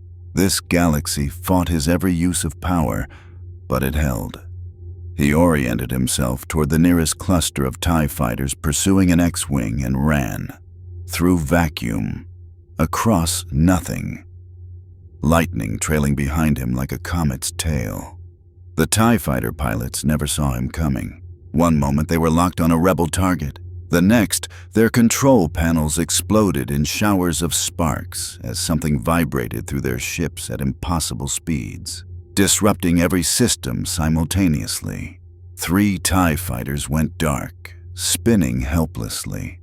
Their pilots ejected in escape pods. Confused, but alive. "What the—" Red Leader's voice crackled over the comm. "Did something just take out an entire TIE squadron in 2 seconds?" "That's Flash," Leia's voice confirmed from Yavin 4. "He's on our side." "Well, tell Flash he's my new favorite person." Barry ran from TIE fighter to TIE fighter, disabling them with surgical precision. He didn't kill, just vibrated through control systems, disrupted power couplings, left pilots confused and drifting. It was working. The rebels were getting through. Then he felt it. A presence. Vast, cold, moving through space toward the battlefield. He turned and saw Vader's shuttle approaching the Death Star, flanked by 2 elite TIE fighters with bent solar panels. TIE Advanced X-1 prototypes, faster, deadlier, and piloted by the one being in this galaxy who'd already proven he could track Barry through the void he created. Luke? Barry thought suddenly. He'd heard the young pilot's name mentioned in the briefings. Skywalker, the farm boy from Tatooine who'd somehow ended up flying the most important mission in Rebel history. The same kid who'd lost his mentor, Ben Kenobi, just days ago. The same kid who was probably terrified and running on nothing but hope and determination. Barry knew that feeling. He'd been that kid once. Young, untested, thrown into battles he wasn't ready for. He ran toward Vader's fighter wing, lightning crackling more intensely than ever before. Inside his TIE Advanced, Darth Vader felt the disturbance approach. The void, the absence, the crimson anomaly that defied the Force itself. "The Speedster is here," he announced to his wingmen. "Stay in formation. I will handle him." "My lord, how can you target something you cannot see through the Force?" "By anticipating his nature, he will protect the rebels. That makes his actions predictable." Vader's gloved hands moved across controls with cold precision. "He will come for me." And Barry did. He landed on the hull of Vader's TIE fighter, his Speed Force aura keeping him anchored despite the G-forces. Through the viewport, he saw Vader's mask turn to look at him. Even through durasteel and vacuum, Barry felt the weight of that gaze. Vader fired his weapons, not at rebel ships, but at his own fighter's hull. The laser bolts passed through exactly where Barry had been standing. He'd phased at the last possible microsecond, letting the shots pass harmlessly through him. But the tactic was clear. Vader was willing to damage his own ship to eliminate the threat. "Tenacious," Vader's voice crackled through local comms. "But ultimately futile. You cannot stop what is already in motion." Below them, in the Death Star's trench, Red Squadron was making their approach. Barry could see them diving between the towering canyon walls, turbo laser towers tracking them, TIE fighters in pursuit. And leading the pursuit was Vader himself. His fighter breaking away from Barry with a burst of acceleration that shouldn't have been possible from a TIE's engines. The Dark Lord was enhancing his ship through the Force, making it faster, more maneuverable than any normal craft. Barry ran along the trench wall, literally ran, his feet touching the Death Star's surface, lightning arcing across the metal, keeping pace with the fighters below. He could see Vader closing on the X-Wings, his targeting computer locking onto Red Leader. "I have you now," Vader said. His finger moved toward the trigger. Barry jumped. He fell, or flew, the distinction was meaningless at these speeds, directly toward Vader's fighter. He vibrated his hand and thrust it into the TIE's engine cowling, disrupting the power flow. The fighter lurched, its shot going wide. Red Leader pulled up, narrowly avoiding the blast. "I've been hit. I can't make the shot." "Then it's up to Red 5, Gold Leader called. "Luke, you're our last hope." Vader recovered quickly, compensating for the damaged engine with Force-enhanced piloting. He locked onto a new target, the X-Wing with Red 5 stenciled on its hull. The young pilot inside was nervous. Barry could tell. His flying was good, but unpracticed. Raw talent without polish. He was going to die unless Barry did something. Barry ran across space itself, positioning himself between Vader's fighter and Luke's X-Wing. He spread his arms, lightning forming a barrier of pure Speed Force energy. Not solid, he couldn't create force fields, but a disruption field that would scatter any targeting lock. Vader fired. The laser bolts hit Barry's lightning barrier and scattered. Their coherence disrupted. None reached Luke's fighter. "What?" Luke's young voice carried confusion and awe. "Someone's helping me." "Use the Force, Luke," a voice whispered across the comm, Ben Kenobi's voice, somehow still present. Barry heard it too, felt the strange resonance of the Force speaking to its chosen one.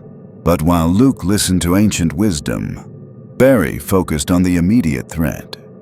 Vader's wingmen were moving to flank him.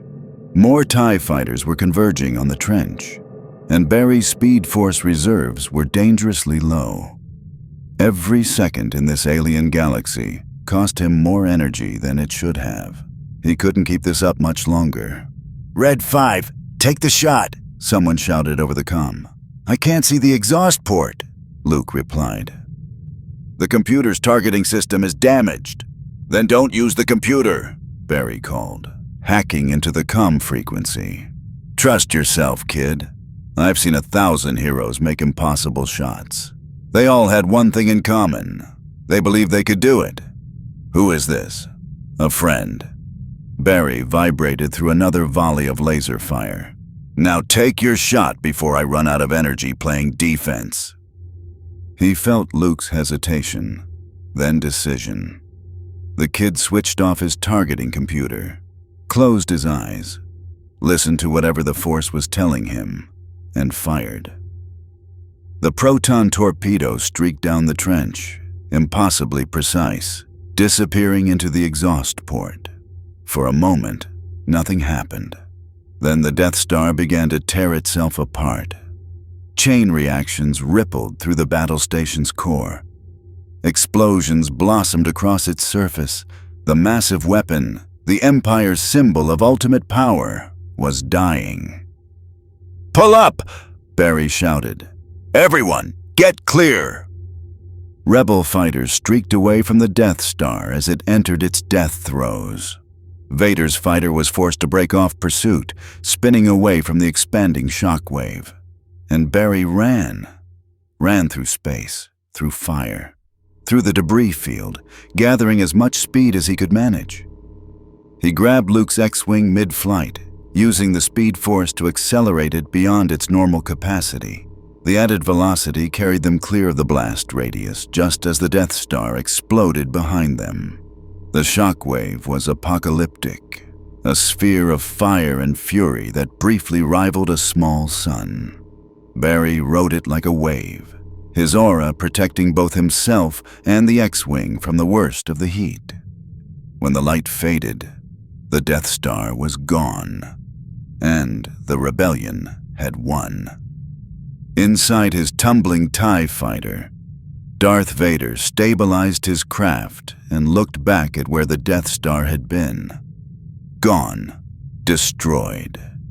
The Emperor's ultimate weapon, undone by farm boys and speedsters. "Lord Vader, are you all right?" his wingman asked. "Yes," Vader said quietly. "But the Speedster, he is more than we anticipated." The Dark Lord set course for the nearest Imperial facility, his mind already turning toward the future. The rebellion had won this battle. The Speedster had proven himself a critical asset.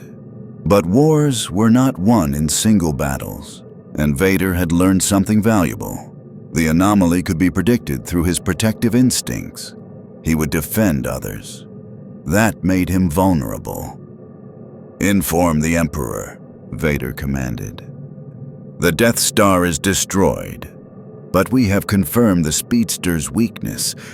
When we next meet, he will be ours." The celebration on Yavin 4 was like nothing Barry had ever experienced. Pilots embraced, technicians cheered.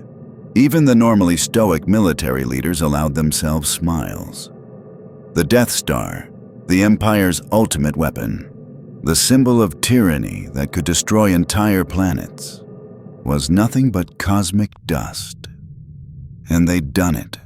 Against impossible odds, a handful of starfighters had saved billions of lives.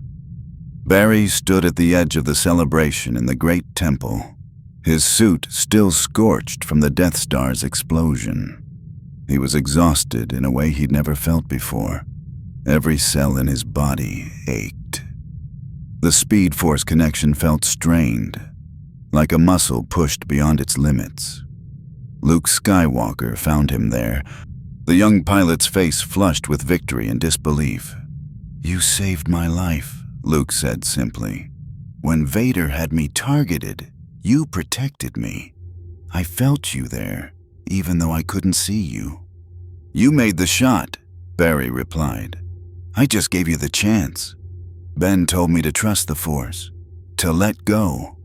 Luke's expression turned thoughtful. "But you're not connected to the Force, are you? Princess Leia explained it to me. You're from somewhere else entirely. Different universe, different rules." Barry managed a tired smile.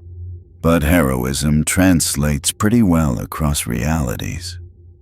Luke studied him with eyes that had seen too much in too short a time. "How do you do it? Keep fighting when you're not even fighting for your own world."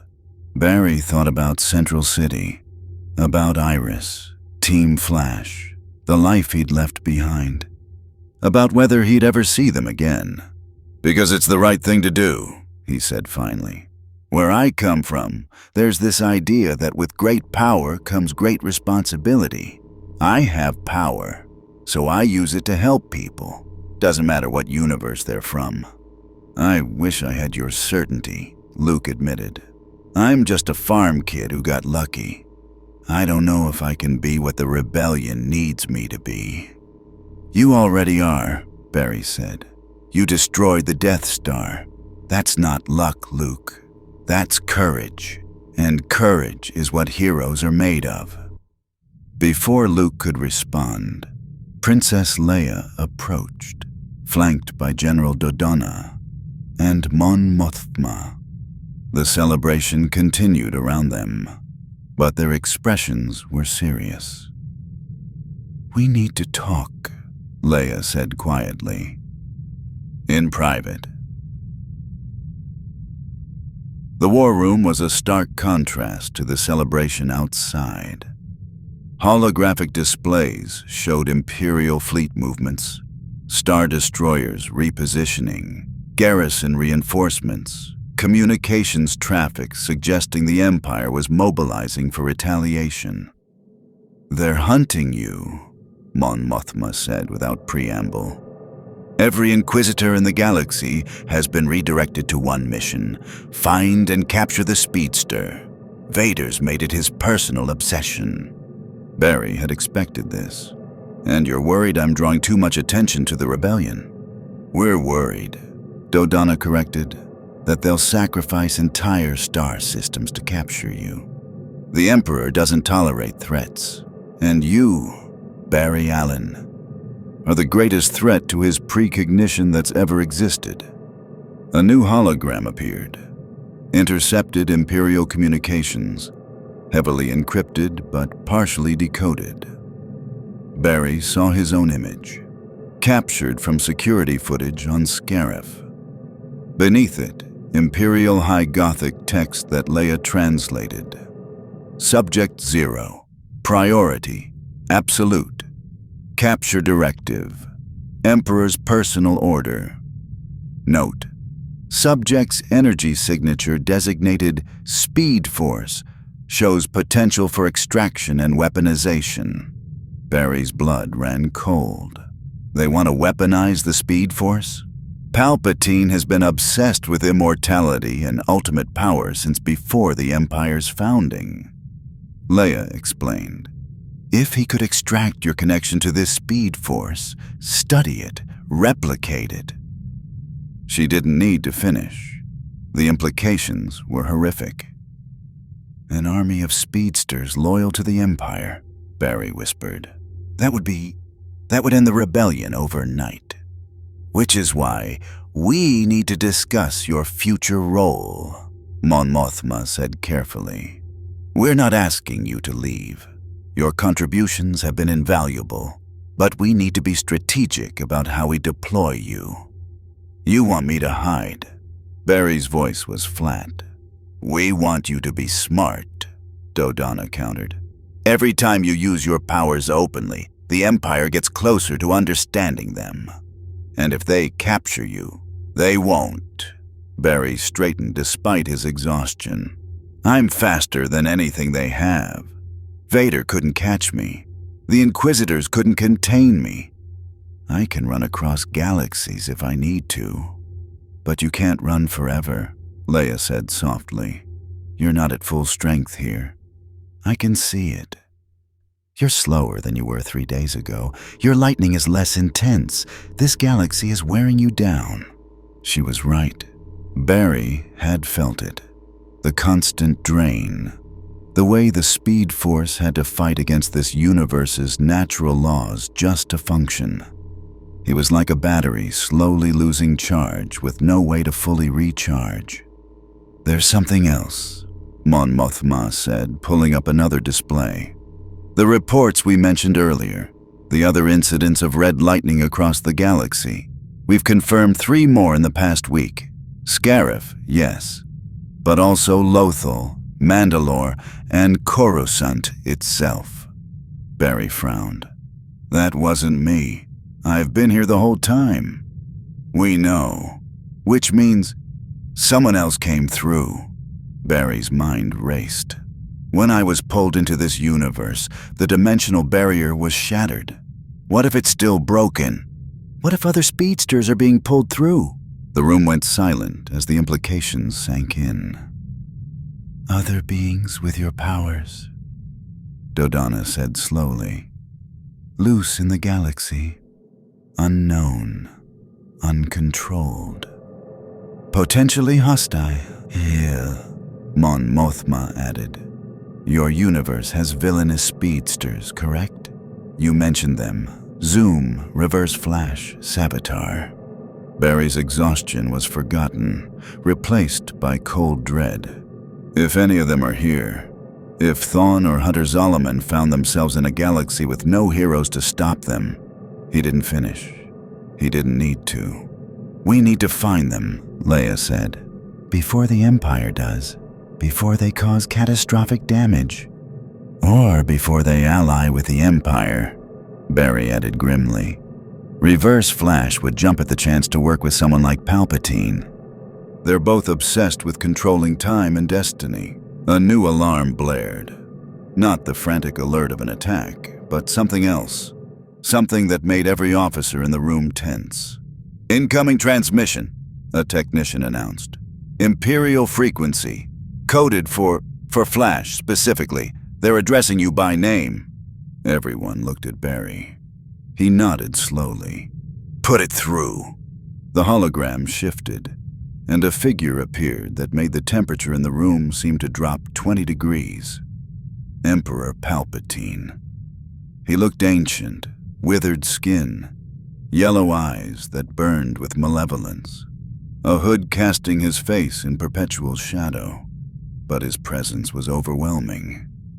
Even through a hologram, Barry felt the sheer wrongness of him. Barry Allen.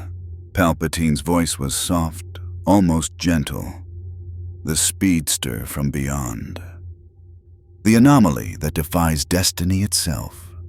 He smiled, revealing teeth that seemed too sharp. "I have been waiting to speak with you. I'm not interested in anything you have to say," Barry shot back. "No, not even if I tell you how to return home." Palpatine's smile widened. "Yes, I know you wish to return to your universe, to your city, to your... what was her name? Iris?" He chuckled at Barry's visible reaction. "The Force cannot see you, Mr. Allen, but it can see the ripples you create, the futures you disrupt.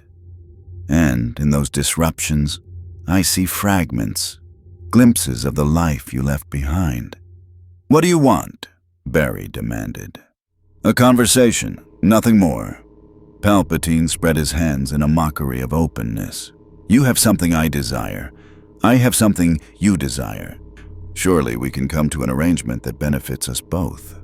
I don't make deals with fascist dictators." How noble, how predictable. Palpatine's expression didn't change, but his voice took on an edge. "Then I will make this simple. You have 3 of your days to consider. Come to me willingly, and I will send you home. Refuse, and I will tear apart every world you've touched until I find you, starting with Yavin 4. The hologram flickered. "Your rebel friends cannot hide you. Your speed cannot save everyone. And your speed force?" His eyes gleamed with hunger. "It calls to something deeper in this galaxy, something ancient, something that predates even the Jedi and Sith." "What are you talking about?" "Come to me and discover the truth, or refuse and watch worlds burn." Palpatine's image began to fade. 3 days, Mr. Allen. "The chronometer starts now." The transmission ended. The war room erupted in urgent discussion. Evacuation plans, defensive strategies, debate about whether Palpatine's threat was genuine or psychological warfare. But Barry wasn't listening. He was thinking about what the Emperor had said. The Speed Force calls to something ancient. What did that mean? The Speed Force was unique to his universe. It shouldn't have any connection to this galaxy's history unless... "Barry?" Leia touched his arm. "Are you all right?" "No," he said honestly. "Because I think Palpatine knows something about the Speed Force that I don't. Something that might explain why I was pulled here in the first place." He looked at the assembled leaders. "This wasn't random. The dimensional rift, my arrival, the other speedster sightings, it's all connected somehow." "Then we need answers," Mon Mothma said firmly. "And there's only one place in the galaxy that might have them." Dodonna understood immediately. "Jeddah, the Temple of the Wills. If the Speed Force has any historical connection to this galaxy, the ancient texts there would mention it." "Jeddah is partially occupied by the Empire," Leia warned. "Going there would be dangerous." Barry stood, lightning already beginning to crackle around him despite his exhaustion. "Then I guess we're going to Jeddah. Because a Palpatine wants me badly enough to threaten genocide. I need to know why." "And if it's a trap?" Dodonna asked. "Then I'll run faster." Barry looked at each of them in turn. These rebels who trusted him, fought beside him, believed in him. I won't let the Empire hurt anyone else because of me. I'll find these answers. I'll stop whatever Palpatine is planning." "And then?" Luke asked from the doorway. No one had noticed him enter. Barry smiled. Tired, determined, heroic. "Then I'll do what I always do. I'll save the day." Jeddah was dying. The holy city, once a beacon of spirituality and force worship across the galaxy, bore the scars of Imperial occupation. Stormtroopers patrolled streets where pilgrims once walked freely. Star destroyers hung in orbit like vultures, and in the ancient Temple of the Whills, jackbooted soldiers defiled sacred ground in search of kyber crystals for the Empire's weapons. Barry arrived under cover of a sandstorm, his speed allowing him to pass through Imperial checkpoints without detection. Leia had insisted on coming with him. "Someone needs to translate the ancient texts," she'd argued. And now they moved through the narrow streets together, her rebel credentials hidden beneath desert robes. "The temple is ahead," she said, pointing to a massive structure that predated the Republic itself. "But Imperial forces have fortified it. Dozens of stormtroopers, heavy weapons, scanning equipment." "Not a problem." Barry's confidence was more hollow than he'd intended. His Speed Force reserves were dangerously low. Every use of his powers here cost more than it should, and he still didn't understand why. They approached a side entrance, but before Barry could phase them through, a voice called out from the shadows. "I wondered when you would come." An old man emerged, blind eyes, worn robes, carrying a staff that hummed with quiet power. Not a lightsaber, something older. Around him, the Force swirled in patterns that even Barry could sense, like heat distortions in the air. "Chirrut Imwe," Leia breathed. "The Guardian of the Whills. We thought you died when the Empire occupied." "I am one with the Force, and the Force is with me," Chirrut said, smiling. "The Empire destroyed the city, yes, but I remain, waiting."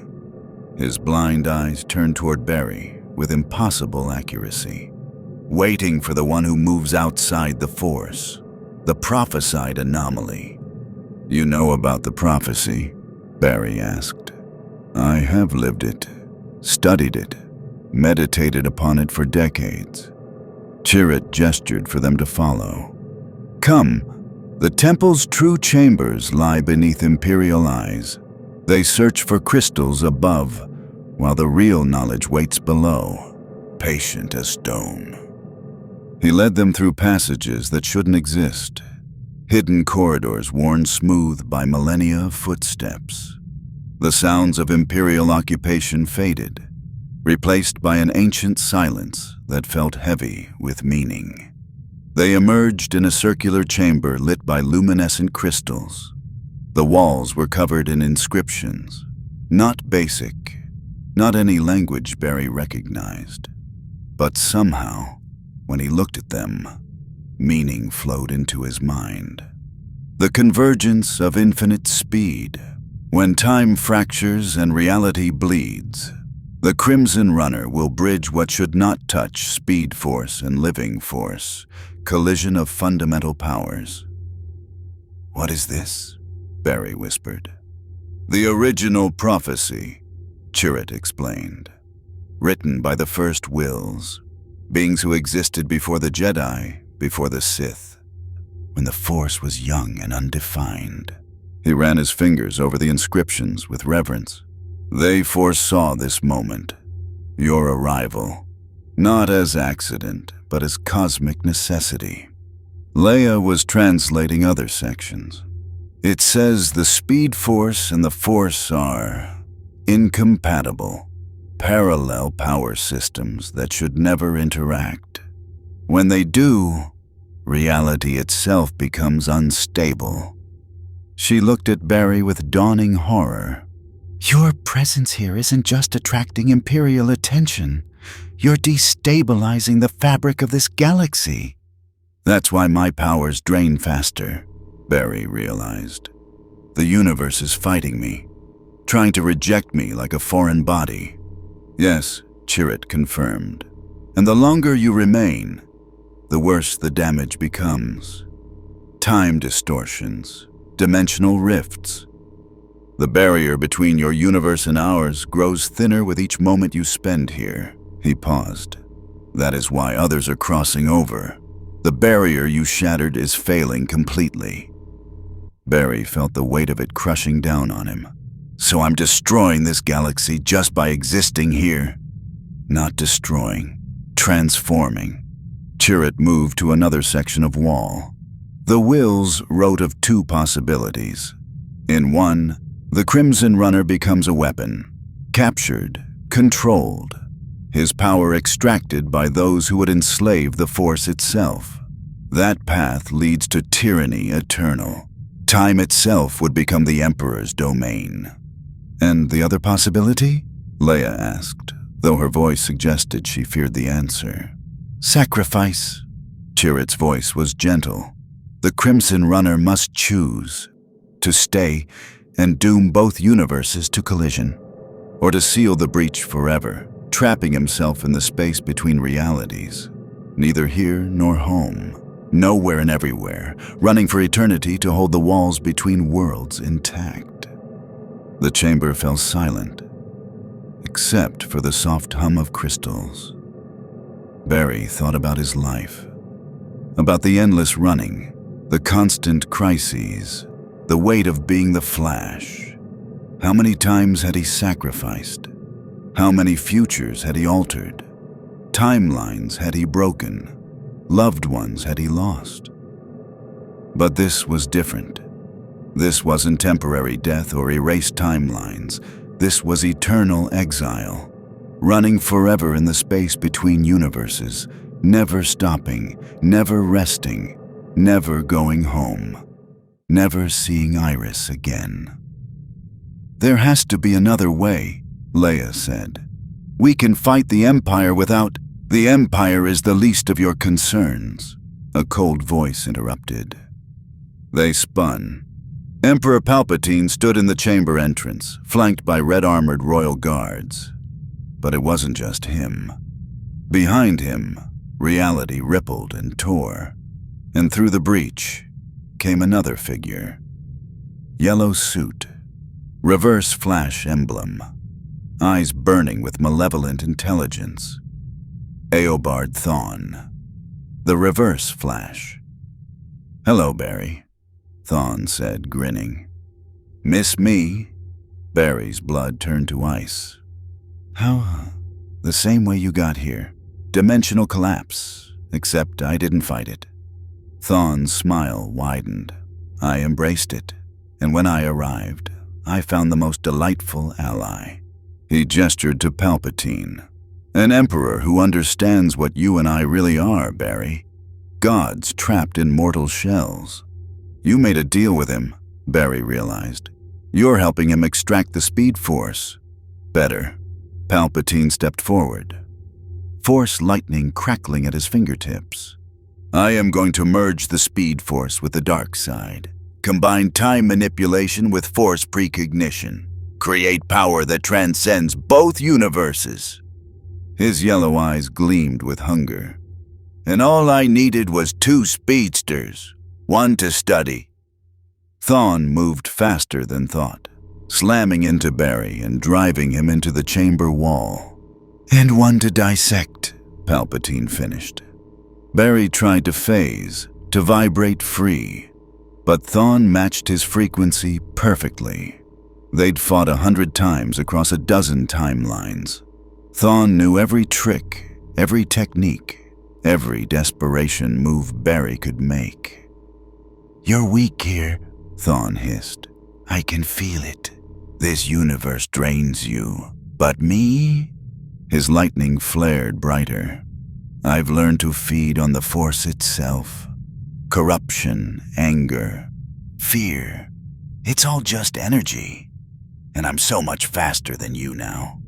Leia drew a blaster, but a royal guard disarmed her with mechanical efficiency. Chirrut raised his staff, but Palpatine's lightning struck him down before he could channel the Force. "The prophecy ends here," Palpatine declared. "The Crimson Runner captured, the Speed Force mine to command, and two universes slowly merging under my absolute control." Barry struggled against Thawne, but it was futile. He was exhausted, drained, fighting in a universe that rejected his very existence. But then he remembered something Chirrut had said. The Crimson Runner must choose. This wasn't about fighting. It never had been. The prophecy wasn't about victory through strength. It was about sacrifice. Barry stopped struggling. "What are you doing?" Thawne demanded. Barry smiled, sad, determined, at peace. "Choosing." He reached for the Speed Force. Not to fight, not to run, but to become it. His body began to dissolve into pure energy. Red and gold lightning consumed him, expanding outward, filling the chamber with light that made even Palpatine recoil. "No!" Thawne screamed. "You can't. You'll destroy yourself."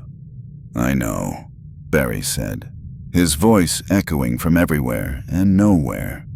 "But I'll save everyone else."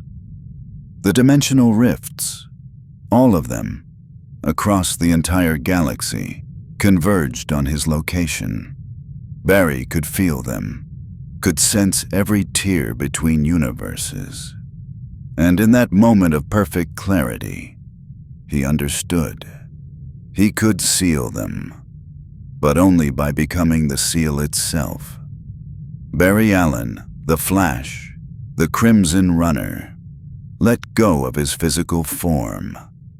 He became pure Speed Force energy, spreading across the dimensional barriers, filling every crack, sealing every breach.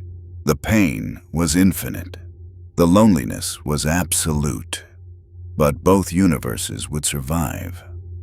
The light faded. The chamber was empty except for Palpatine, his guards, Leia, and Chirrut. Thawne was gone, pulled back to his own universe as the barriers healed. And Barry was nowhere. Palpatine snarled with rage.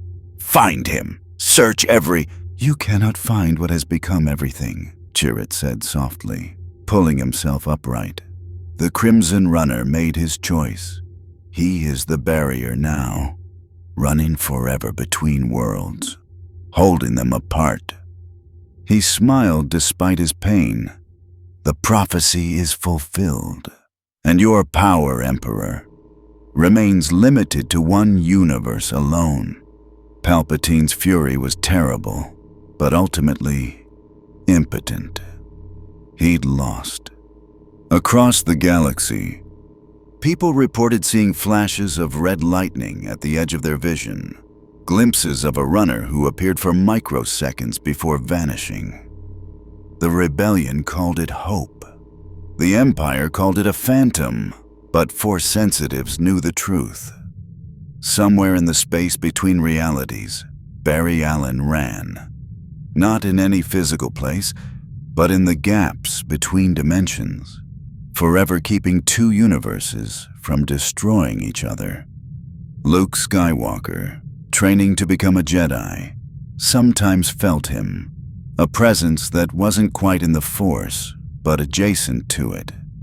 A reminder that heroism transcended power, transcended destiny. And on quiet nights on Yavin 4, Princess Leia would look at the stars and whisper, "Thank you." The Crimson Runner had saved two universes, and in doing so, he'd become something more than a hero. He'd become legend. May the Force be with you. More stories await.